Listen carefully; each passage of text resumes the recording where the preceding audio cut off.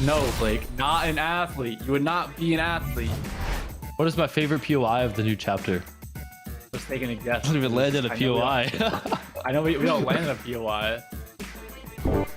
Bro, you've never landed Slappy in your life. Why would you say Slappy? We've never gone in the Trio Cup. We went there in the Trio Cup. Dude, that was the first tournament of the season, bro, and we did awful. We hate that spot. Bro. Who would I least like to contest us in the major finals? Nice. Good damn you. There we go. I put Scope because number one, we're pretty good friends and they've been contesting us already this season, so I wouldn't want to see that happen whenever it actually matters. What is my biggest in-game weakness? I need a sec. I don't even know. There's so many.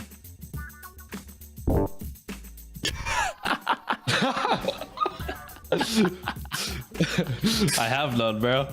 Even though I said I have no weaknesses, Bizzle put pre-edits, and I would have to agree. I could definitely work on my pre-edits a little bit. Who would win in the 1v1, me or you? I don't know. Like, he knows what happens every day before scrims whenever we PG. Like, he knows I mop him every single day. It's 10-0 me, bro. It's 10-0 me. He's saying it on the camera right now. I'm not losing to Bizzle, bro. He is literally 24 years old. If I wasn't a Fortnite player, what would I be? Got it. I don't even got it, bro. I don't know how you have an answer already.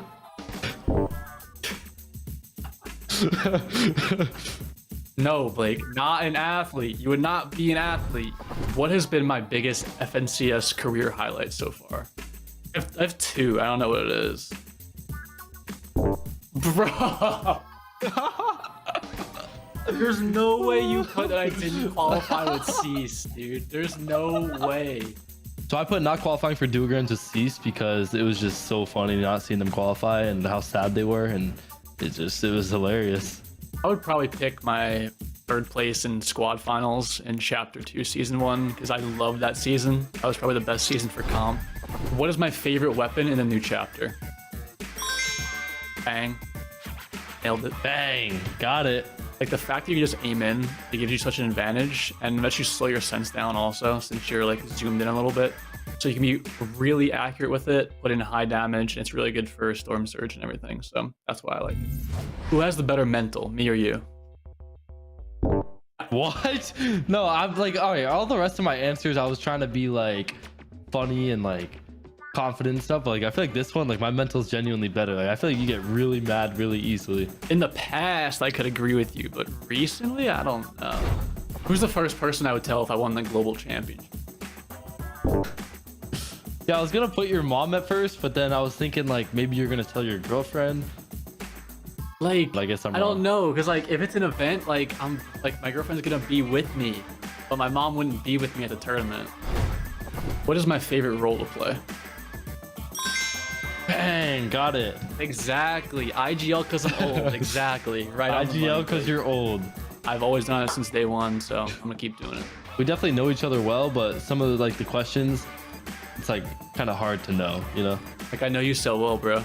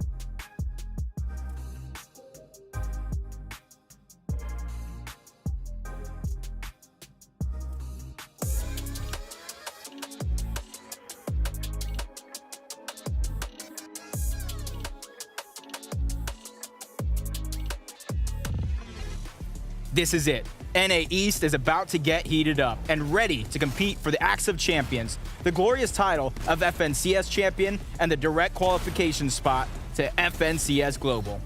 A team that's been taking no days off this season is Yamzo and Rise. With them both being at the top of their game in the past few weeks, these guys are not to be played around with. Will they claim their first FNCS title this weekend?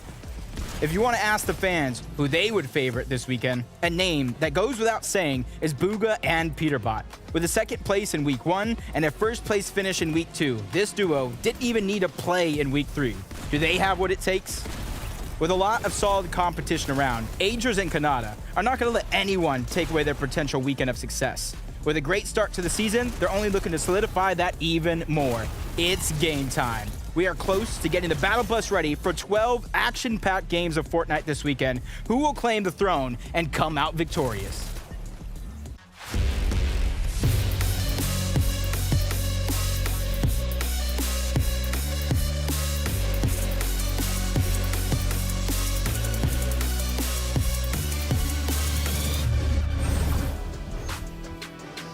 Oh, yeah. Oh, yeah. Here we are. The FNCS Grand Finals. What is going on, Fortnite fam? It is fantastic to be here with all of you right here, right now. 4 weeks have led us to this moment. 2 days of Fortnite action, 6 games today, another 6 tomorrow. Axe of Champions, prize money, and guaranteed spot going to global championships. It is all to play for this weekend. There is so much we have to talk about before we can get on that battle bus. And I need help from my friends, because they're the ones that have all the knowledge. I just sit here and look pretty. I don't do that really well. But guess what?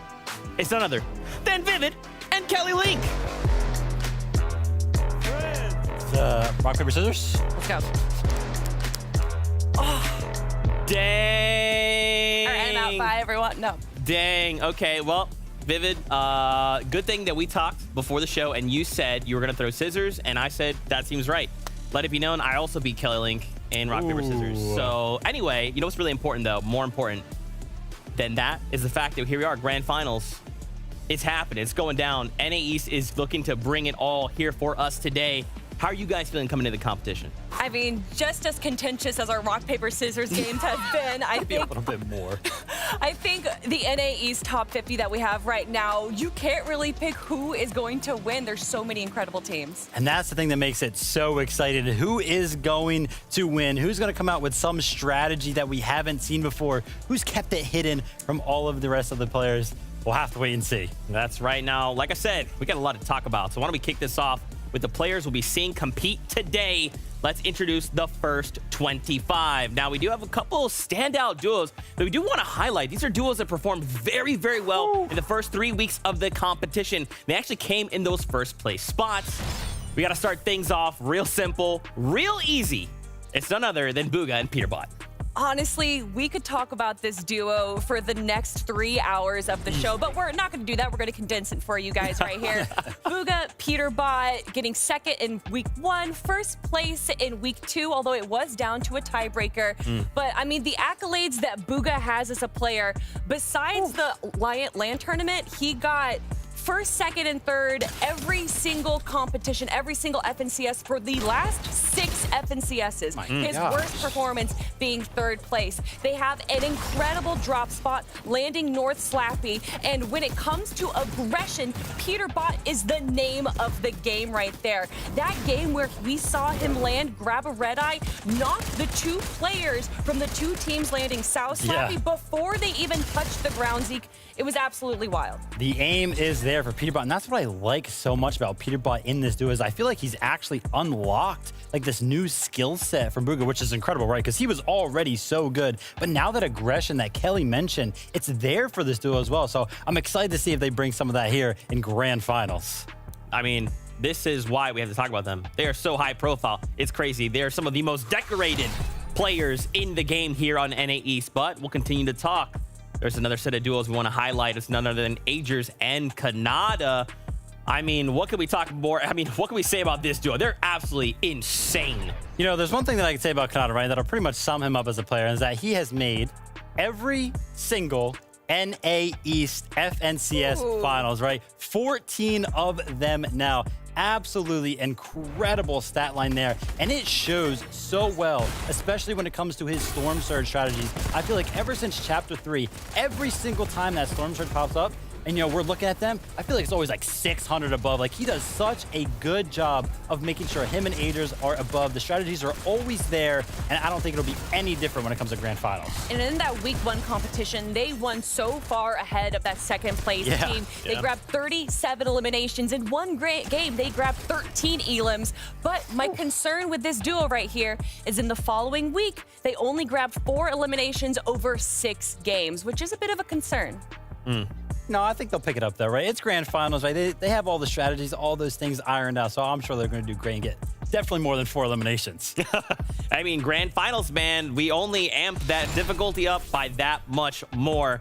And one final duo to throw your way is none other than Iamzo and Rise. We actually had a chance to catch up with Iamzo earlier on in the competition. What should we know about this duo? I mean, Iamzo and Rise, we always say this during the competition. You're going to hear us say it again. Consistency is key. And over the 3 weeks of qualifiers, they have been absolutely consistent, getting a 6th place finish, a top 20 finish in week 2, and then, of course, that 1st place in week 3. And they did that without grabbing a single VR. They grabbed 2 2nd place finishes. They were always able to grab a handful of eliminations. And what's more impressive to me is that they were constantly making it to the end game. Besides one game, they were in 12th or above every single game. Yeah, absolutely incredible. And that week 3 performance, I just want to talk about that again, because I feel like we saw them in full form when it came down to that week 3, especially when it came down to them being on the lower ground. If they found themselves in that position, they were definitely making it far in that end game. So I can't wait to see if they pull out that strategy here today. Yeah, for sure. Now, of course, there's going to be a lot we'll be breaking down over the course of these 2 days, but we do something actually very, very special here. It is going to be an interview with one of the players we'll be watching compete today. It is none other than Nani. What is going on, dude? It's great to see you. How you feeling? I couldn't be more excited. What's up, Fortnite fam? I am absolutely thrilled to be participating in Grand Finals today. Where is the energy, guys? Where is it at? You got it all. Yeah, you got it all. You got it for us. I'm not even worried about it. Nani, obviously you guys have worked super hard to get here. What does this mean for you guys competing today? So this is both my 6th FNCS Grand Finals and Larson's 5th FNCS Grand Finals. So, we've been here, we're experienced, we're coming for that FNCS championship, baby. We are here and we're ready to win.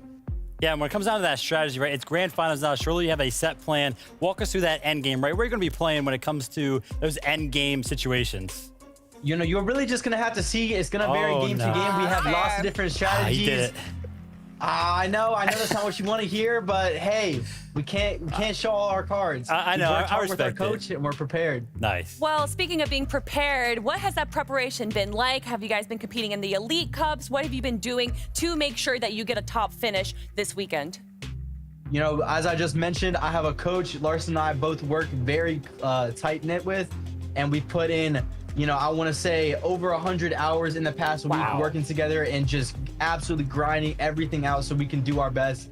And now it's really up to us to perform. It's really that simple. We've done everything. We've grinded loot routes, off spawn stuff, end game, mid game, everything that you can think of. We are ready for. Dude, you love to hear it, Nani. We are looking forward to seeing you guys compete today. For all the fans out there, where can they find you? At Good Guy Nani across all socials. I appreciate all the support. It means a lot to me. Thank y'all so much for checking me out. Of course, Nani, best of luck into the competition. We can't wait to see how you guys perform and how all of that works out for them. Just a fantastic opportunity, right? Just to get to hear from the players, see how they're doing. Good guy, Nani. He really is a good guy. He's a good guy. He's a good guy. We do like to see him. Now, of course, we do want to focus back in on the competition for just a moment because, man, the contestation on the map is absolutely insane. We have to kind of highlight here right at the beginning, Slappy Shores. Why don't you guys walk us through this? This is going to be wild. Yeah, so taking a look over at Slappy Shores, two of those top big name teams going to be Peterbot and Booga laying on that north side, uncontested, of course, and then Acorn and Cold on that south side in a similar situation, also being uncontested. Now, the interesting storyline here is that Acorn and Cold is kind of used to being contested when it comes to that south side, so a lot of their Storm Surge was kind of coming for that, as well as Peterbot and Booga were so used to third party in that fight that was happening, so I'm excited to see how that kind of plays when it comes to these two duos and how they're going to switch it up. You can look at the stats here, though, and that average placement, they got 41.5, and that is due to the fact in week 1, they weren't only contested by Peterbot and Booga at the top, they were also contested by Cooper's team directly on them. Now, in the subsequent weeks, in weeks 2 and 3, they got 5th and then 4th place, and in the most recent Elite Cup, they walked away in 1st place, so clearly they're doing something right. Yeah, absolutely. We're going to have eyes on all of these duos we've talked about. Let's talk about another POI real fast.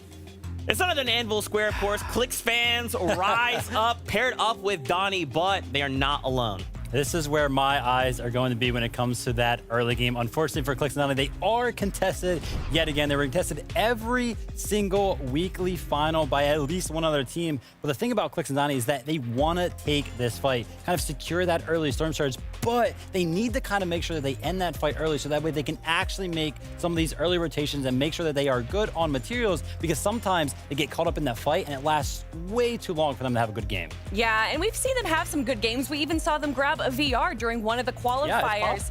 And we've seen them have a different team land on them, Nut and Naj on the east side of Anvil Square. Now it's actually going to be Glace and Mason they're going to be landing there. And this duo, although an incredible duo, did have to go through the Surge week that we saw, so might be a bit of a better situation for Clicks. You like to see that. I'm telling you. If that doesn't excite you, I got something that will. We got to take a look. Oh my God. Here we go. Splits, okay? We've just decided 5 duos. Let's just all contest faulty splits. Of course, it's going to be in that general area. We're going to have Kanata and Aders on that north side, of course, uncontested. Nobody wants to go up against them. I wouldn't. On the south side, 2 duos fighting for that area. And then to the west, 2 duos as well over there. Now, this is such a pivotal part of the map, and why it's so important to kind of highlight this is because Kanata and Aders coming into this are a team that is favorites to kind of win this thing. And looking at this situation when it comes to off spawn, they have so many options for that early Storm Surge damage. They can go to the south, they can go to the west, and throughout the weeks, we also saw them go all the way up to the north as well. So I'm excited to see kind of which one of those strategies they decide to go with. My only issue is that it's not just the other 4 teams that are landing near them. They also have Iamzo and Rise landing slap and go. They also have to worry about Peterbot and Booga and Acorn and Cold in case it rotates far west towards that zone, because all of them are going to be colliding together. So seeing how Kanata and Aders are going to be handling that, it's going to be very interesting. It's an important spot on the map right there. Yeah, I'm telling you, it is going to be absolutely wild here in Grand Finals. And you know what? I'm just looking forward to it. I can't wait. The top 40 best duels were already here. Then we got the other 10 from Surge Week. So it is going to be chaos. Everyone's going to be looking to make their mark here on the lobby. But there's actually 2 more people that I want to hear from as well. Before we kick things off, let me introduce your casters. It's Life with Panda and Jacob PR.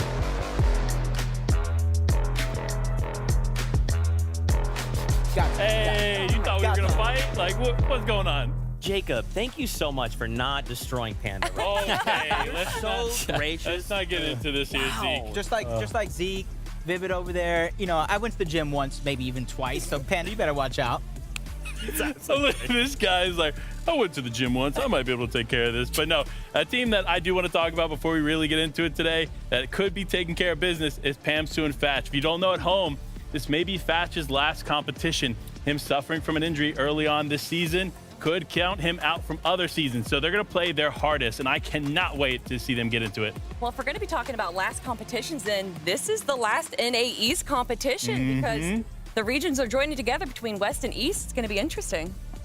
Listen, at the end of the day, what this is all about, at the end of these 12 games, one team gets a spot in the Global Championship at the end of the year, which makes this all the much more exciting, and I can't wait to see who walks away with that.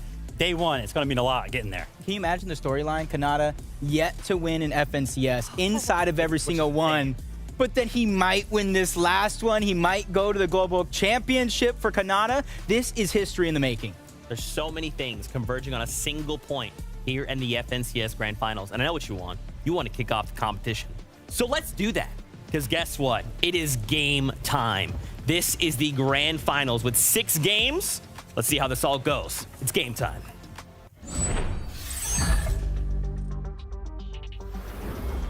It is time. The Grand Finals begin now as Game 1 gets ready to commence. So many teams to pay close attention to, and Jacob, I know you have your eye on a few. Yeah, there's my eye on a few different teams, 50 of them to be exact, because I think Fortnite has kind of taught us all these teams need is an opportunity at a shot like this, and they can excel to commit greatness from there on out. And I talked about Kanata and Agers. There's so many teams that might be looked at as underdogs, but this is their time. You better strap yourself in. The battle bus is ready. Game number 1, and the journey begins right now. Like you said, Jacob, greatness begins here today as the Grand Finals kicks off here. And like the analyst talked about just moments ago, before we got into this action, we're going to see quite a few contested POIs. One of them that is going to be contested here off spawn is Pump and Trashy picking up a quick elimination onto Naves. What a daring play coming out from Naves right out of the gate. You see Aaron is now going to have to pull off her feet for the ages. Doesn't even get a chance. But that is how quick and dangerous a team like Trashy and Pump can be. 30 seconds into the game, they already eliminated full duo. Now Oakis and Noxy are trying to do the same thing, but there's already a trade going down. You know, this is tough, right? When you look at these contested areas, you're going to be looking at what teams you think you might be able to win against. And for Chaos and Time, they're looking at Oakis and company, right? They were a team that qualified through the Surge Week.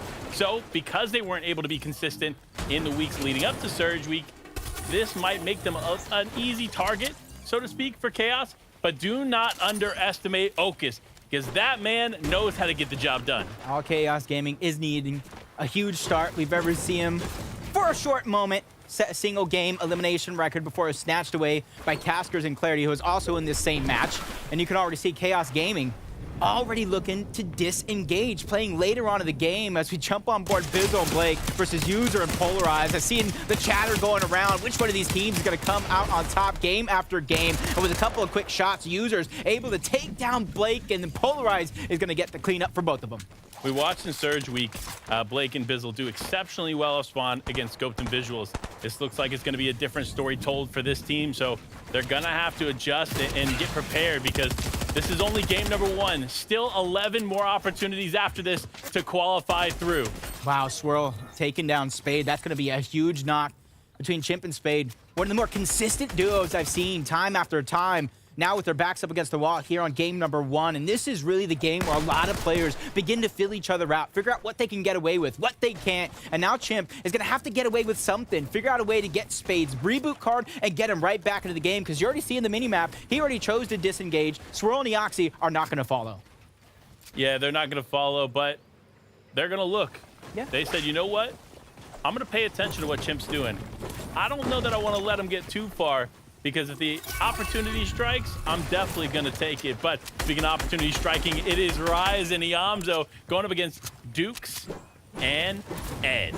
These two, I mean, let's be honest, right? These two duos are powerhouse teams. They know how to take fights here in the early game and stay out of trouble when it comes to those third-party situations. Yeah, huge usage of the Falcon Scout there coming out from Rise, just making sure he knows where his opponent's at every step of the way. A team that went on a hot streak throughout the first 3 weeks. Walkers and Vert looking like they could contend for the FNCS Axe of Champions at the end of this one. They just need to be able to make it off spawn, and you already see the Citadel. It is going to be theirs to claim, both the high and the low ground. They're just trying to mat up, put some extra resources in their pocket, so that way when push comes to shove, they're ready for it.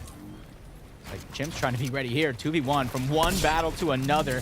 The pressure is on. Excalibur even creeping in. Chimp's now on the run. Subscript is hot on his heels. So is Haji. And they're going to be able to secure that elimination, taking down Chimp. Spade was gone long ago, so that's a duo that got sent back to the lobby and has some time to think before game number 2. Little adversity to start off the competition. Never hurt nobody, right? For Chimp, right? Like, I'm going to be honest, he's a comeback kid, that guy. So I've watched him since the early days, the Tabney, Teo, Chimp trio from yonder years. So he's definitely a top player, and you can't count him out just yet. Just like you can't count out Chaos Gaming, looking to get in there, get involved, trying to take this fight as best as they can. But with a third-party situation looming in the distance, it's going to be dangerous for them to take. Oh my God, let me tell you, I was not worried at all. Not worried at all. Chaos Gaming taking third-party shots, literally changing the course of action right before our very eyes, because if he stayed on that other angle, he definitely would have got tagged up even more as the Yamzo and Rise. This is a switch-up I didn't expect, not having to go against Mood and Braids, but this time going against Duke and Masterclass. All the damage is there. Yamzo is going to be able to clean up one, but the other one gets stolen by User. Stolen? I would definitely say so. I'm gonna be honest. I was gonna try to defend it and be like, yo, maybe that wasn't. Nah, they stole that because the Yamzo and Rise were putting in work there. But honestly, the team we need to talk about, and you already know, the all-star duo in the lobby, Bugha and Peterbot. Now, Bugha's recent signing to Dignitas, huge for Fortnite esports. So it's good to see him competing under the new name there, as in Dig Bugha. Yeah, and honestly, I think that's a great scenario for Bugha because you come in, sign to a new organization, you really want to have a great first showing. Even for Bugha, this is definitely not his first. He's been here along with the rest of them, formerly known as one of the best players in all of Fortnite, teamed up with Peterbot. Come on, Panda. A team and a player that's trying to be called and get that recognition for himself being one of the best players in all of Fortnite. You know, Peterbot's playstyle fits Bugha very well, so that team is definitely going to be natural, right? But one thing that is unnatural is Kanata's consistency across the board. This man rarely places out of the top 10, and that stat just shows how ridiculous it actually is. That's because I found his routine. When he wakes up in the morning, instead of milk and cereal, he goes slurp juice and cereal, and he gobbles it up and then drinks the slurp juice after. So he has a breakfast of champions. 9 out of 10 times getting into the top 10. That's something that he can build off of, the historic weekend that Kanata can have, and rightfully so. He's also, too, paired with Dignitas. A lot of these players signing to new organizations, they have something to prove. A little bit of a chip on their shoulder, some would say. You know, another player with something to prove is Clix. I mean, Clix fans rise here, folks, because this duo has a lot to prove on the line. So does Peterbot and Bugha as they're getting into their first engagement of the day. And it's actually going to be Joji and Rokane. This was not the duo we anticipated seeing them go head-to-head with. But it's one of those duos, Rokane and Joji, that has gotten better and better each and every week. I remember watching them when the Elite Cups first started to roll around. They were just looking like a team that was a shadow of themselves. But realizing the chemistry, it all it takes is a little bit of time. And since then, I remember calling Joji butter because he was on a roll. If they can continue that same blueprint that they already set out, I smell success in their near future. Along with TK and Pledge, they had a very, very aggressive first couple of weeks. They know how to play towards the outskirts, and even realizing the situation that they're in, the team is right above them. They know exactly how to maneuver around the spot.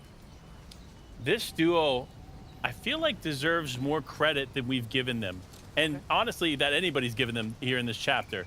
Pledge and TK are two individual players coming together, and they can do big things. There is not a doubt in my mind that that's a duo that could easily walk away in the top 3 here on this leaderboard, potentially even walking away with one of those global championship spots. But speaking of a team that's struggling to potentially go for it, looks like Bugha has lost Peterbot early in this game. This is not the team we anticipated seeing early on, so wonder what's changed in the game plan. And honestly, it's surprising, yet not surprising at the same time. If you watch throughout those first 3 weeks to get to this point, Peterbot and Bugha are probably one of the most aggressive duos that we've seen in quite a while, let alone on the NA East region. And you're already seeing a replay of what really conspired. As we saw, he just goes for the extra shots, and that's the thing. You're not only battling the players that are directly in the bush, but those third parties coming in as well. I'm going to be honest, Peterbot got Peterbotted. Because every time I look at Peterbot getting elimination, that's basically what happens. Those beautiful sweet tags with the red eye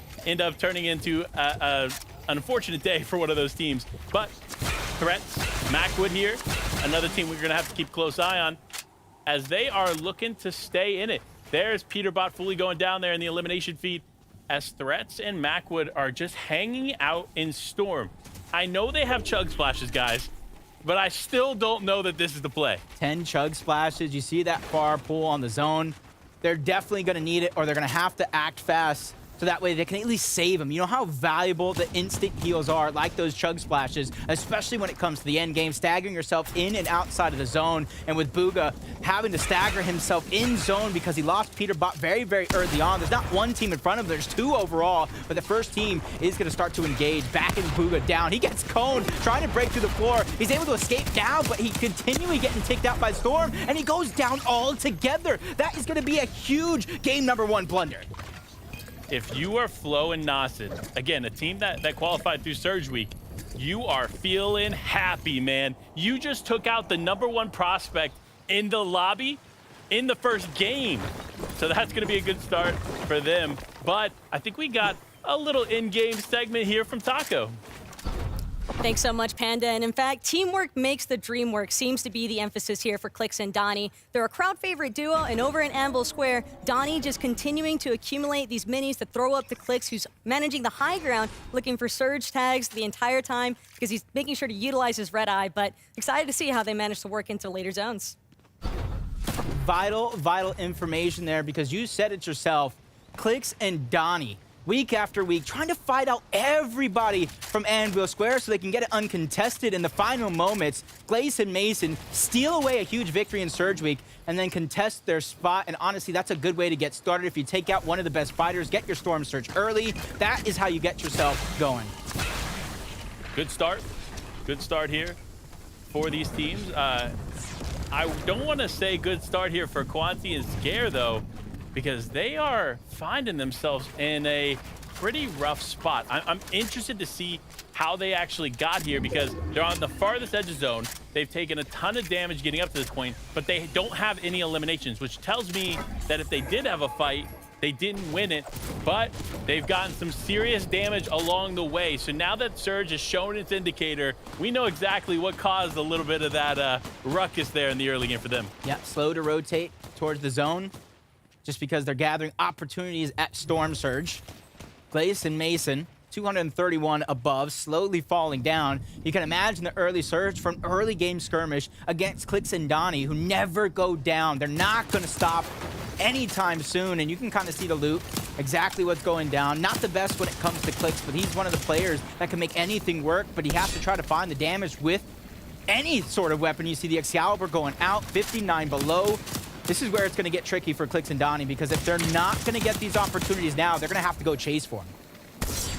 This is different, and this is a little rough. This isn't what I anticipated. You saw them in this high ground spot. We talked about it. Taco broke it down for us in the mid-game analyst segment. I mean, literally, they should have those surge tags. However, sometimes it's not as easy as having a great position to walk away with what you need to continue this game on. But someone that is going to continue this game strong, it is Acorn and Cold, the team rocking Slappy Shores, contesting Bugha Peterbot, and they're the one duo in that scenario that's still up and alive. And you can see they got the big bush bombs, 4 of them to be exact, so they're ready to either build a tower in the sky, try to trade off damage, or get really active on the low ground. Degen and Muzz, 127 above, slowly falling down below. This is one of those teams I'm excited to see them if they make it off spawn. They're a very, very dangerous duo. Muzz is an FNCS champion. You compare that with the raw skill of Degen, they have success written all over them. It's about executing, and with their early game struggles, this is a perfect moment for them to figure out what they got off spawn. Is Scare and Quanti under pressure. Even if you're above on Storm Surge, you got to watch out for the teams that cannot say the same. 312 below for Aiden as a solo. This is definitely going to need some miracles on his side if he's trying to come back out.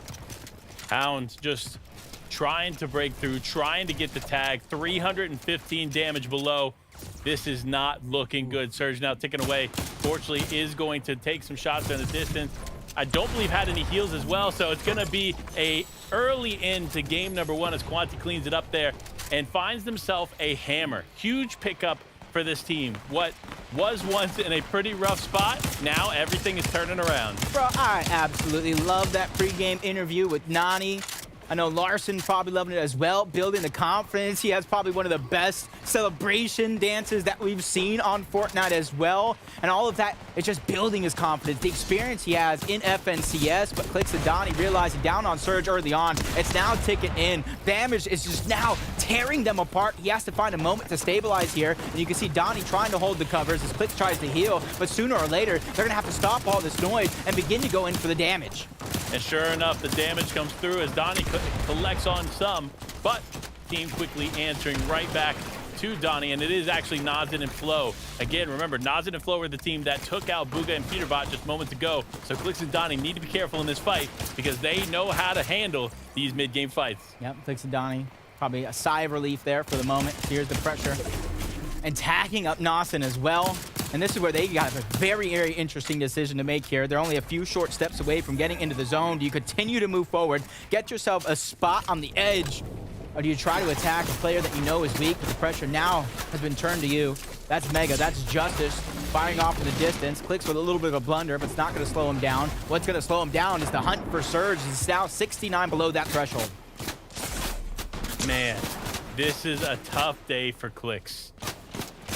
This lobby is not letting up. They see him there just trying to build out, and not enough time has gone by for that metal to really build out and protect him. So that's why these teams continue to hone in. But Clix with the quick exchange there, and a nice shield break coming through. That is going to be huge for them as they continue to look for some more damage as they're only 12 above. That quick stat of Clix winning more 2v1s than any other player in the region wasn't enough to prove how dangerous he is. It's shots like that, even while being pressured, you see him trying to extend outward and try to finish the job. That's Mega and Justice they're advancing on, and third parties coming in. A lot of resources are being expended right now, Panda, and they're just barely above the damage threshold as Donnie has his eyes set forward. That elimination is going to be cleaned up, but it does absolutely nothing when it comes to their Storm Surge damage. What is happening here? Like, these teams are literally magnetically charged to Clix and Donnie. Like, they just can't leave them alone. So for them, they're just going to continue to have to hold off. I'm going to be honest, this is a good time if they had a Guardian Shield to throw that bad boy down and protect them a little bit while they let some of those builds set. But now, on the wall is Justice as Clix and Donnie take this fight. I saw my eye flash before my very eyes as soon as I saw Justice peek around the corner. But that is confidence at its finest. Clix didn't move. He didn't shiver. He didn't shake. He just popped his mini knowing Donnie was there to really save the day. I already talked about a team like Vert and Walkers. They're at the top of the mountain right now, 527 above the damage threshold. Instead of waiting and staggering themselves back, they realized they got a far rotation to go, and sooner is better than later. Sooner is the question. Will they be able to accomplish? Down. Yeah, it'll be interesting. Honestly, so much still yet to go through this game. 60 players still remaining in it, and I got to talk about Walkers for a second. That duo is probably the most underrated duo in the lobby. We've seen the best performance from them this season. However, great performances loom all across the map as Swirl and Aoxy just continue to find themselves the refreshes and the tags that they need. That was beautiful teamwork too. One of them went in trying to go for the siphon and the refresh, while the other one put a huge shot to back down Qua. Teamwork at its finest. 168 above for Qua, even though he lost his teammate. He's losing all of his resources and mats as well.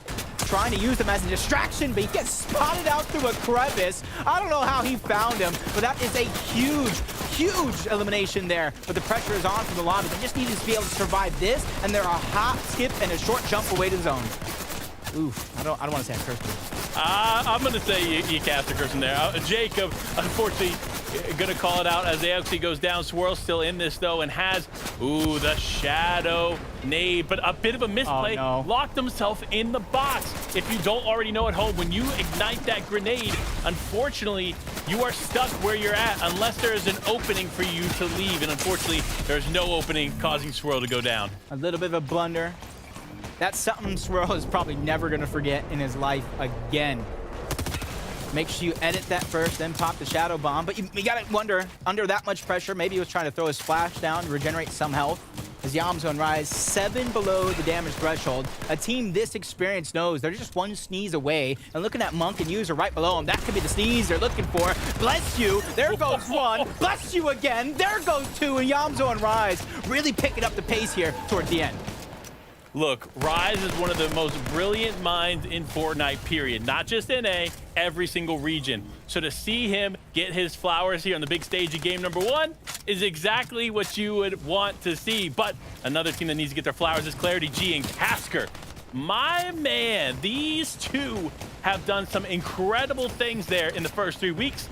But will they be able to continue that dominance that we had seen from them in those qualifying weeks? I guess we'll have to wait and see. Yeah, they're really hoping that feeling, that reunited, has never felt so good, because they honestly haven't played to the caliber in which they're playing right now since the last time they teamed together years before. We're talking about teaming together for years, though. Pamso and Fatch, probably one of our longest standing duos, friends, French Canadians as well. These guys have been really taking that Falcon Scout, something they've seen players like Colden Acorn use, Seti and Cammy on a different region, and are perfecting it.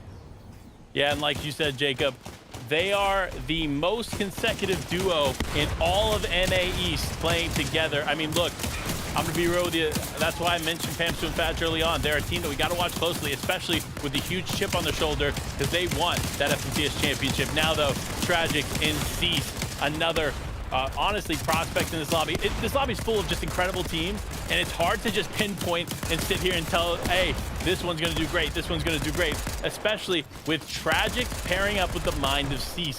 I mean, look, with Cease giving his theses on the big YT, he continues to play his mark here in the Fortnite competitive scene. And that's the beauty of Fortnite, especially at this stage in the game. We can all have our favorites to take home the FNCS Major 1 Championship, but at the end of the day, there are so many players in this lobby that are waiting to prove each and every one of us wrong. As Kanata is trying to prove some of us right, him and Agers. 12 straight games. They know how to play. It's a marathon. It's not a race. And that's going to be a huge find from Kanata after picking up that Elim, a Thunder shotgun matched with the mythical tactical pistol. And we're going to see how it all went down. If you look who it is, it's Rise getting taken down altogether. That is a huge team to take out of the lobby in the top 20. Well, Rise is a heavy hitter. If you catch him off guard, he's got a glass chin and he'll go down. So you have to be careful in those scenarios, especially with Kanata on your back. Though, a team that is on the back of pretty much everybody in this lobby right now is Vert and Walkers. Unfortunately, Walkers was unable to hit the hammer with Vert, so gonna have to leave Vert behind. And so this could be a tough rotate for them, but so many tough rotates coming through.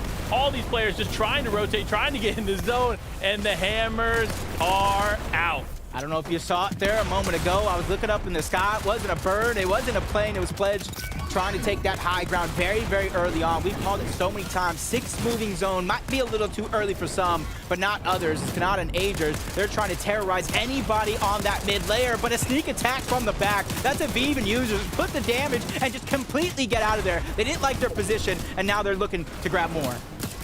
Looking to grab more, though, is TK and Pledge. They continue to hold the high ground and continue to remain dominant. You see them really doing a good job of solidifying height and getting enough distance up in the air that hammers won't be a problem. But a problem is Nani here in this lobby still, as he's looking to hunt down any other players looming close. Oh, these are the secrets. These are the secrets he was telling us about. A huge flank on the reciprocal. Revives is there, and he gets pickaxed back to the lobby by Nani. He said he had something up his sleeve. Well, hopefully he didn't play his whole hand right there, right before our very eyes. As Quanti, we saw him living on 1 HP early on in the game. He has turned this boat around as well. So many players still in it. Nani holding it down, Quanti holding it down, and Pledge and TK on height holding it down. This game continues on, though, as Quanti's dropping to the low ground, looking to actually get a refresh. No, unfortunately, it's not going to be anything, but does rekindle with his teammate and still maintains the low ground very, very well.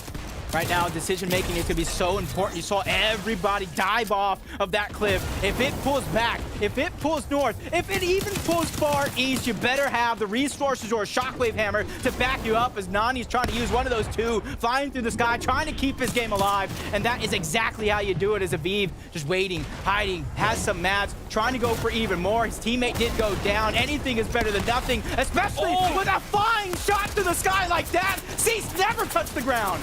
Aviv cleaning up Cease in the sky as Quanti and Scare still on the low ground, still holding it down. You see them bush play using Bush Warrior. Super smart. Also, though, my gosh, TK and Pledge from the 6th zone to the 8th zone still have height. Everybody going through a roller coaster of emotions, both literally and physically here, as they're going up mountains, down mountains. We're even go past the side of a mountain here as Walker and Vert, they're trying to hunt. The Apex Predators are trying to prove so in this lobby, bouncing around. Down goes Walker, down goes Vert. That's Death and Tahi staggering themselves backside of zone and figures out a way to get even more eliminations. The first time we've seen them in the lobby, and of course they're picking up eliminations. 5 eliminations on the board, and they're still in it. They're still looking, they're still hunting, and Accept looks like he's almost the next one as TK and Pledge actually pick up the elimination. Only very few actual duos left in this lobby. Trashy went down. Pump's trying to keep it going. They have 7 eliminations as a team, 5 as an individual. Aviv is right there with them with 4 eliminations. Both of these players are solos, though. This is going to be the tricky part of when you try to make your move as a solo, because we already know TK and Pledge are ready, watching with the eagle eye in the sky for anybody to try to contest them. Can anybody contest them? I know they want to, but can anybody do it? Pump as a solo player, probably not going to be able to do it, despite having the hammer in hand. As Scare, another solo player left in this, picks up the elimination onto Aviv, and now is feeling good, feeling spicy, and looking for Pump. Oh, it's looking so good right now. Scare goes through 2 different individuals towards the end game, but it's Death. It's Tahi who are right in front. He's able to get the down onto 1. Pledge and TK, this is their moment to take advantage. A 2v1 situation, but Death, he gets the knock onto 1. 1v1, Death versus TK with everything on the line. He just has 1 chug splash left to use. There's no way this is happening, folks. TK had every advantage in the book, and he takes it as he walks away with the first win of the day. I don't know what Death and Tahi were doing for so long, but it doesn't matter what I know, because they executed to near perfection, almost stealing away that game. But Pledge and TK, give you props. I question it. Was 6 zone too early. They played each and every one of those moving zones to perfection, holding high ground and outlasting the lobby. I don't know about you, Jacob. I'm VOD reviewing this game when I get back to the hotel because there is so much that is left to be answered. How did they hold tight from the 6th zone? How were they able to get so many eliminations along the way? And of course, how was TK able to finish up with that final shot? You know Pledge is excited. You know we're excited. And this is only game number 1. We saw them off spawn. They had ultimate low ground, looking up the mountain. The team was right above them. You said it yourself. This is a team to watch out for. And watch out, we did. We watched them to the very end take that game underneath their hands and hold on to it all the way through. Hey, listen, while I want to hold on to it with you here, Jacob, we got 2 incredible analysts and, of course, Zeke to break it all down for you at home. Wow. You heard what he said right there, right? I guess. And, of course, Zeke. All right, Yeah. Panda. Watch your back, friend. I won't forget. But I kind of talked about it at the start of the show, things being a little chaotic. And game 1 decided, yeah, let's go ahead and be as chaotic as can be. But a big shout out here, Pledge and TK, game number 1. They're looking to set the tone for the day. You know what, I love it, right? Because this game right here was very, very comparable to how a lot of EU games kind of played it, right? Queasy and Vino get a lot of respect on the high ground. And right now over on NA East, there's no real respect towards a specific team. I feel like everybody just respects high ground as a whole. So if you're able to actually get up there, that first moving zone, you kind of just have been able to just ride it out throughout all these weekly finals. And now showcasing that same thing here in grand finals. Listen, if you want to win some of these games, I say just go for that first moving zone and everybody will respect you, just like they did Pledge and TK. Yeah, you can see, I don't think a single team tried to steal it away from them all the way from zone 6 right there. But what I love from TK and Pledge is the awareness that they have of where everyone else is on the map. And you saw that little cheeky corner that he did in the final, like 2 or 3 eliminations, just the corner. But that's how aware he is. And then, of course, dropping down to the low, grabbing that final elimination. 6 elims, 1 VR, that's a pretty good start, Zeke. Yeah, close, absolutely. It's close though, right? TK being left there as a 1v1 situation. Pledge maybe over pushing, overstepping a little bit, getting into that box there, losing that battle out, but still ended up clutching right there, and they find themselves in first place. Yeah, for sure. Let's take a look at our standings after game 1. Now, no one freaked out. No one be alarmed. This is just game 1, right? This is kind of the initial, let's feel out the competition. I think I do kind of want to touch on this high ground situation. It did feel like most people with hammers, they didn't really want to attack high ground, which feels really uncharacteristic. In the past, we just see people be like, what do I have to lose? Let me just shockwave. I'm going to break all the builds around me. Let's just challenge. But here, they just held the hammers. Just comes down to respect. I guess that's what it is. That's the name of the game over on NA East. A lot of people kind of afraid to go for those high ground situations. But to be fair, Pledge and TK were playing it very, very well, playing separated layers. One was making sure that they stayed all the way above, and then the other one was kind of playing a little bit lower to make sure that that player all the way above did ultimately have something to connect to, or nobody can really hammer them when they're all the way up in the sky. Well, when you're talking about respect, I got to talk about the disrespect that we saw from Trashy and Pump on drop, taking everything from the chest right from the start. And then that aggression leading on into the end game as well. Obviously, their placement is probably not exactly what they wanted, although still pretty good. But those 7 eliminations is going to skyrocket them up to the top of the leaderboard.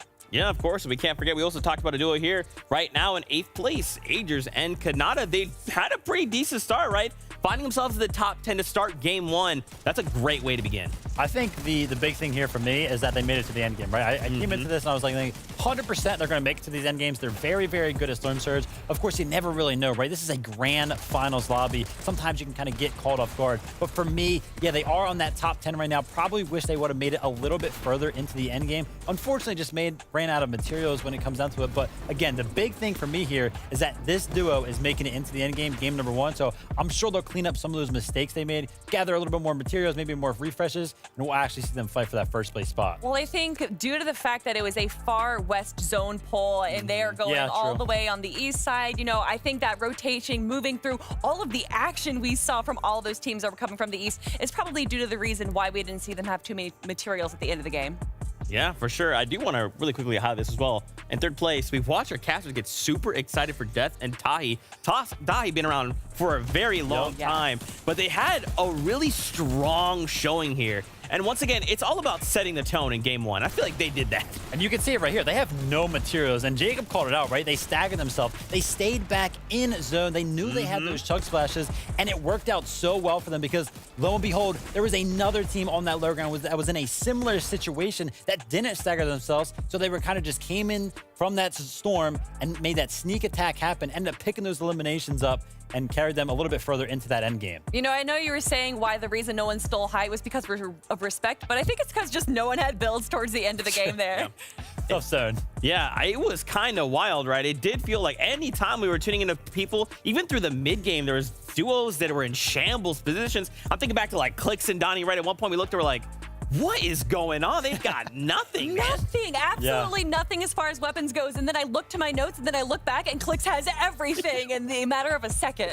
You know, shout out to them. They're really trying to make something happen. And then, unfortunately for Peterbot and Booger, right? Favorites coming into this did go down early there. Peterbot maybe making a little bit of a mistake, over peaking, getting taken down. The reboot did come in, but then Peterbot was just taken out of the sky and ultimately, you know, went ahead and lost that out. So we'll have to see if they kind of switch something up.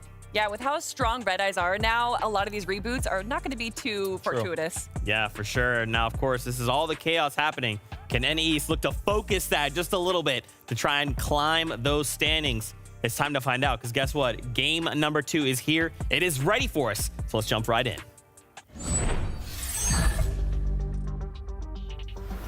Can you believe with the amount of excitement, with the amount of action that we've seen, it's only been 1 game? I am absolutely blown away, but I'm here for 5 more. Hey, listen, that game had us on the edge of our seat. And if these next 5 games are anything like that, honestly, we're about to have a great day, because game number 2 is almost here, Jacob. And I gotta say, to start this off, right?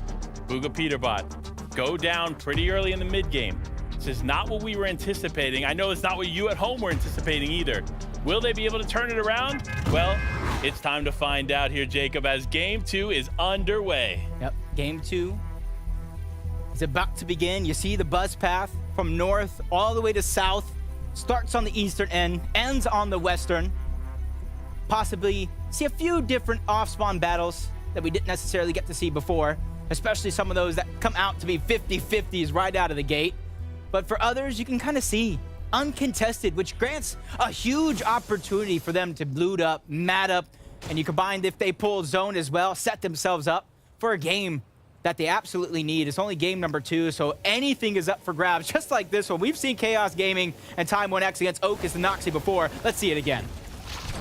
Quick fight here to start. Immediately, Chaos gets a nice little SMG in hand and goes directly towards Ocus, but actually deciding to get more material. Smart play, in my opinion. Yeah, getting the materials quick is going to be a huge, important thing for a lot of these players because how quick this fight actually is.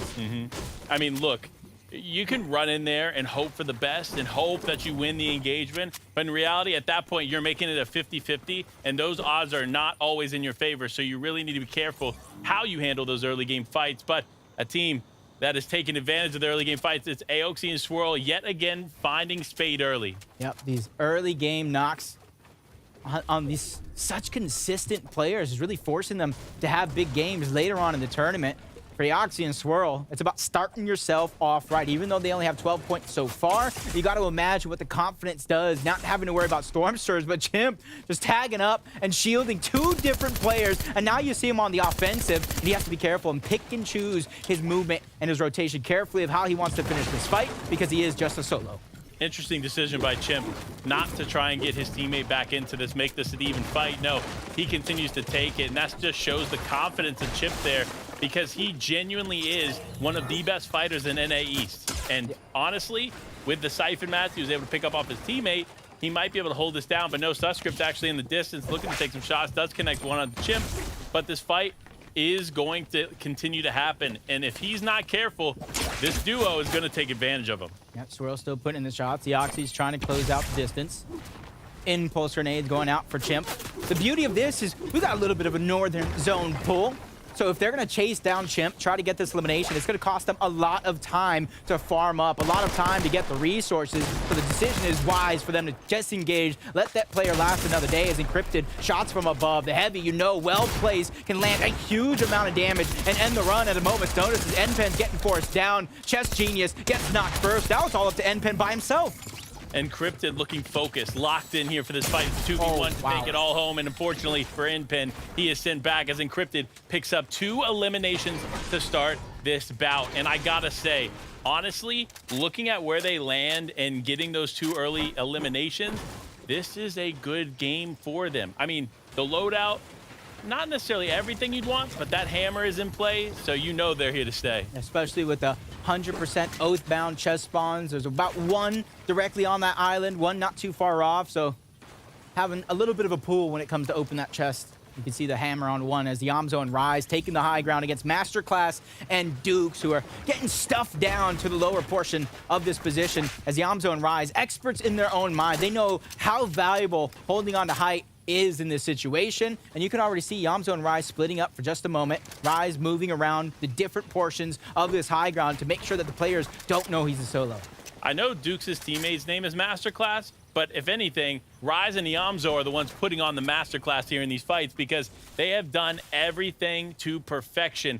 And fortunately for them, that consistency is going to be what they need to do well here in the grand final. So we're going to continue to see them moving on up, but a team that genuinely needs to work on some things, and I think they already have, starting here in the grand finals, is Susscript and Haji. They picked up early game eliminations last game. They're probably looking to do the same this game, but they're going to be beat to it as Users and Polarized end up picking up Stacky early on. And you can already see that's their 3rd elimination overall. We didn't see the off-spawn bout. You got to imagine Bizzle and Blake had to be on the receiving end of that one. And instead of just chasing down the player, you could see them kind of splitting up, making sure that they get all the loot that they just won, getting elimination after elimination. So for Users and Polarized, they have a moment here to kind of chill, relax things out, play for the rotation because 3 eliminations means they got Surge in their back pocket already. Surge, not to worry about it, right? They got it. They're situated. They're good to go. But not every team is. So just because they have Surge taken care of and they're feeling comfortable in that regard, they need to start looking out for the teams that aren't in that same situation because they are probably the biggest danger for any team in this lobby is a duo who needs Surge, and they'll do anything to find it. Yep. It's Pumping Trashy, doing anything to find their opposition here. Any bit of Surge, they already have their 2 eliminations right out of the gate yet again. So 2-0 against their opposition off their drop. And you can already see them continuing to rotate. They're towards the northern portion of the map to where it is going to be a slower side of the zone. So those 2 eliminations at a moment like this means more than you realize for Trashy and Pump. So much more, to be honest. But Clix and Donnie, here they are yet again in Anvil Square, holding it down.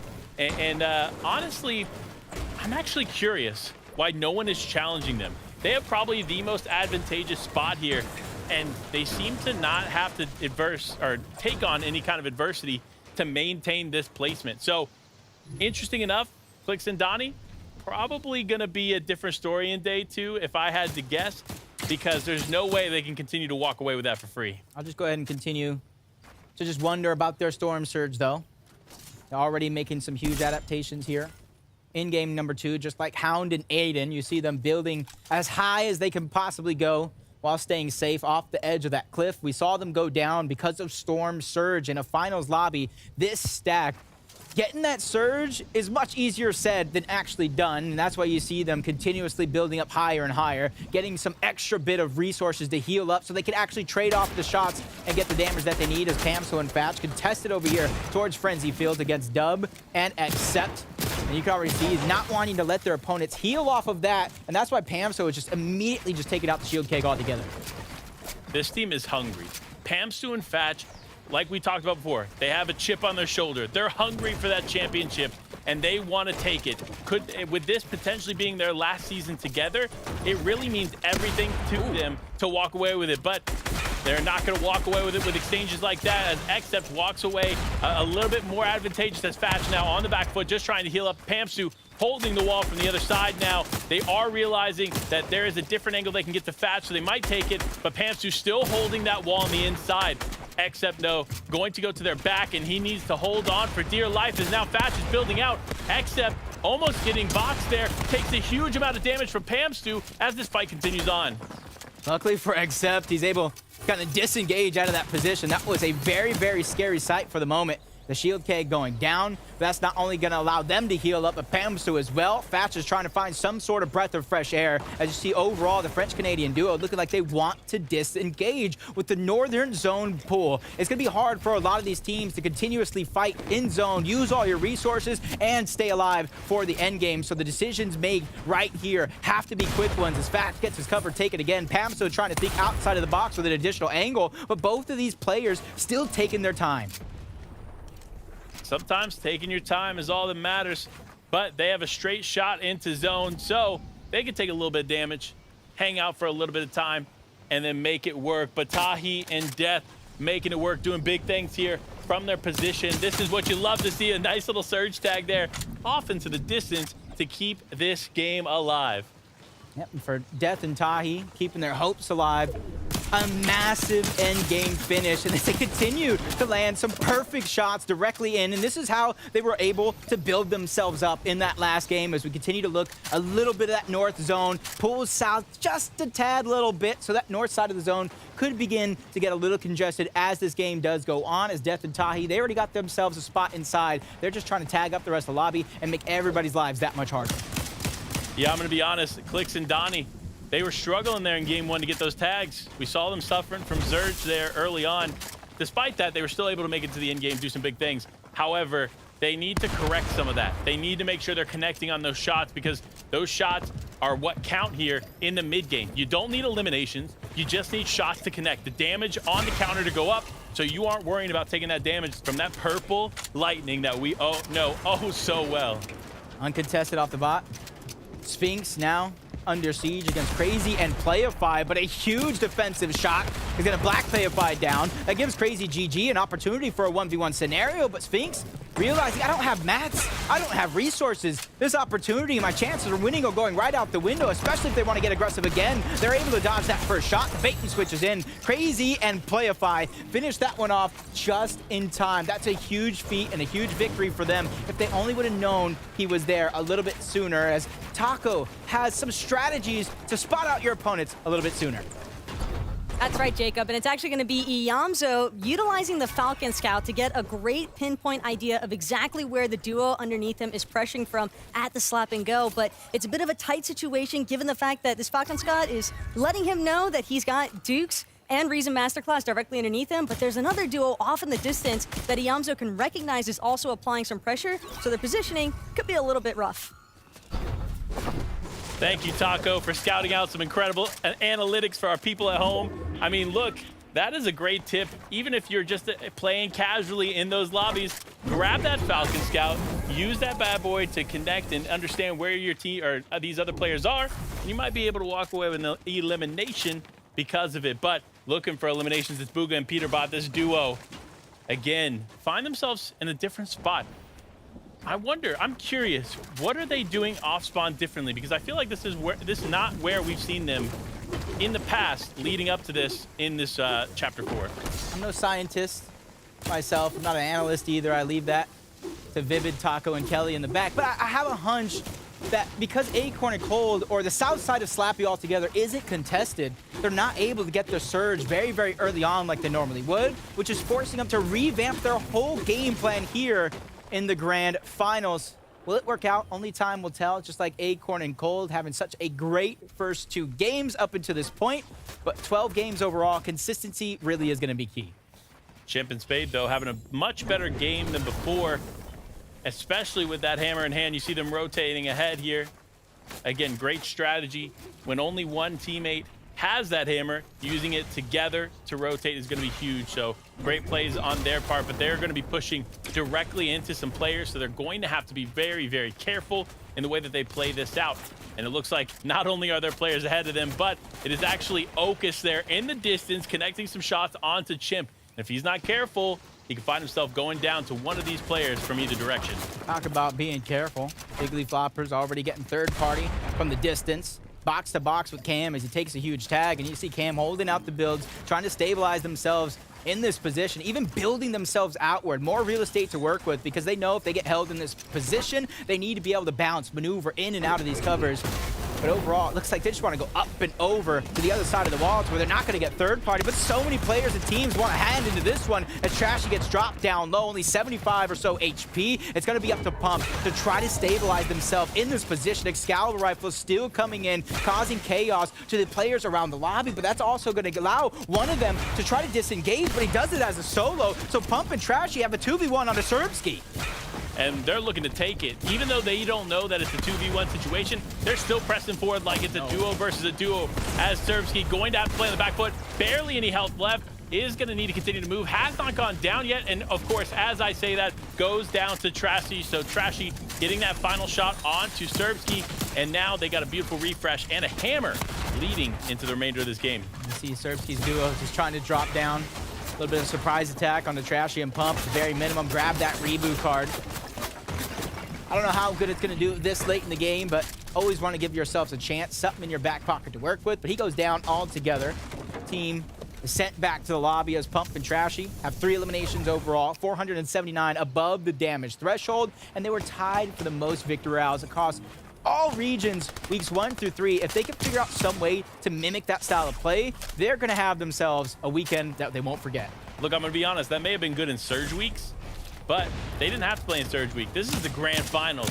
So just because you can get some VRs doesn't mean you're walking away with all the points needed to be consistent. So if they're consistent and play for the VR and find themselves in games consistently, or more often than not, then they're probably in a good spot. However, with teams like Muzz and Degen on the hunt, it's going to be a tough day for them, especially if they cross paths. Now Muzz, though, looking to connect shots. We saw him looking at Pamsu and Fatch, now looking at this other team here in Suscript and his teammate in Haji. So if they're not careful, somebody's going to get tagged up. You can see they're just in a weird position to where they're alive at the end, but down on mats by a ton as Muzz lands a huge shot with the heavy. Well placed, even for common, is going to do a lot of damage, ripping the shields off of Haji. And they're so far out of zone. You see everybody in the minimap beginning to look around, spotting them as a third party. They just take that one tag, go up and over that duo before they set their eyes on a Pamso and Fatch from one team to the next. They got their work cut out for him. Almost gets the box onto another player, but he has to look back. Degen is under siege. Muzz has to figure out a way to be the hero and reunite with his teammate.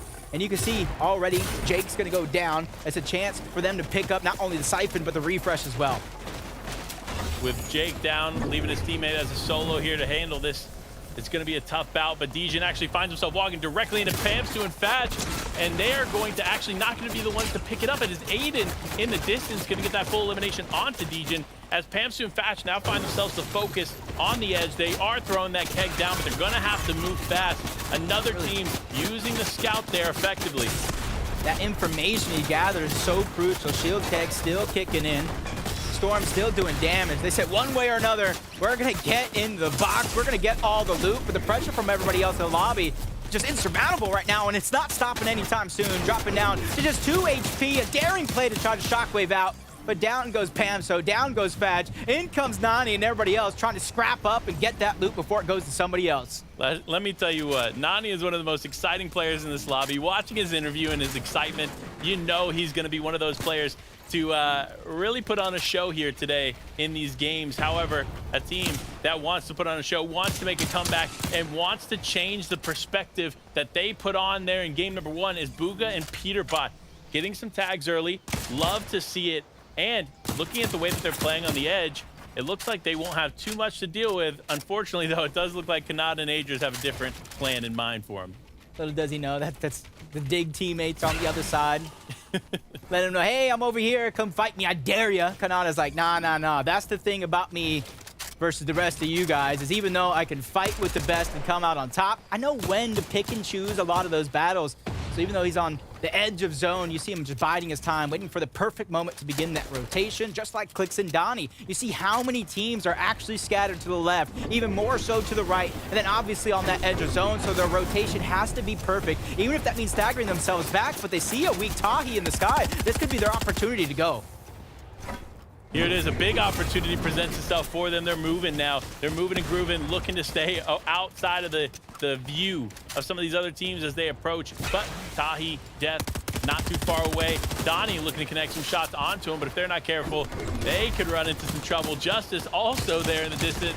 I mean, this is the part of the game where you already know players are going to be stacked on top of each other, everyone shooting in every direction. It's going to be tough for anybody to move out in the open. I saw that interesting play. You saw him throw the big bush bomb in the distance and hammering right to it. One would think everybody's going to see you going in there, but maybe he has different plans in his mind. If I don't see you, y'all can't see me, and he's figuring out a way to survive, probably boxing himself up as well. Quan Jock, we know how dangerous this team could be. Unfortunate circumstances in game number 1. They went down early, but they too, big bush bomb combined with the Bush Warrior augment. They're just trying to scavenge and try to recycle a lot of those heals, but they just go down. The pressure of the lobby, if you get focused, is just too much. Sometimes you get overwhelmed when you are the target of these players looming in the distance. Unfortunately, you find yourself going down early, and of course it's Kanata, it looks like picking up that, but Bryce also in the elimination feed picking up one onto Justice, and Bugha and Peterbot looking to be the next one in the elimination feed to pick somebody up. A nice 32 tag onto Crazy and Playify, one of those players in that duo. Unfortunately, going to be the focus of Bugha and Peterbot as they continue on, but unknowingly to them, Acorn and Cold, the team that has been disrupting their plans from day 1 of Chapter 4, find themselves right next to each other. They put themselves, that meat in the middle, that team that becomes the focus of everybody else. But you can see Acorn using a lot of his actual wood, saving the metal, saving the brick to when they actually get in zone and they get the spots that they want. Icy Slide coming out for Acorn as well, probably helping with his movement around the map to get to this position. And this is one of those teams that at a moment's notice, they could pop off, take over the game, and Threat needs that on his side. Going up against Bugha, Peterbot's already down. 1v1 situation. He's gonna clean up the siphon, get that refresh. Valuable health and shields he needs as he's flying high through the sky to try to get from point A to point B and survive as a solo, because with Peterbot going down again, it really puts the pressure on to Bugha. I'm not sure what is going on with Peterbot, but that's how it goes. That is the story of Peterbot.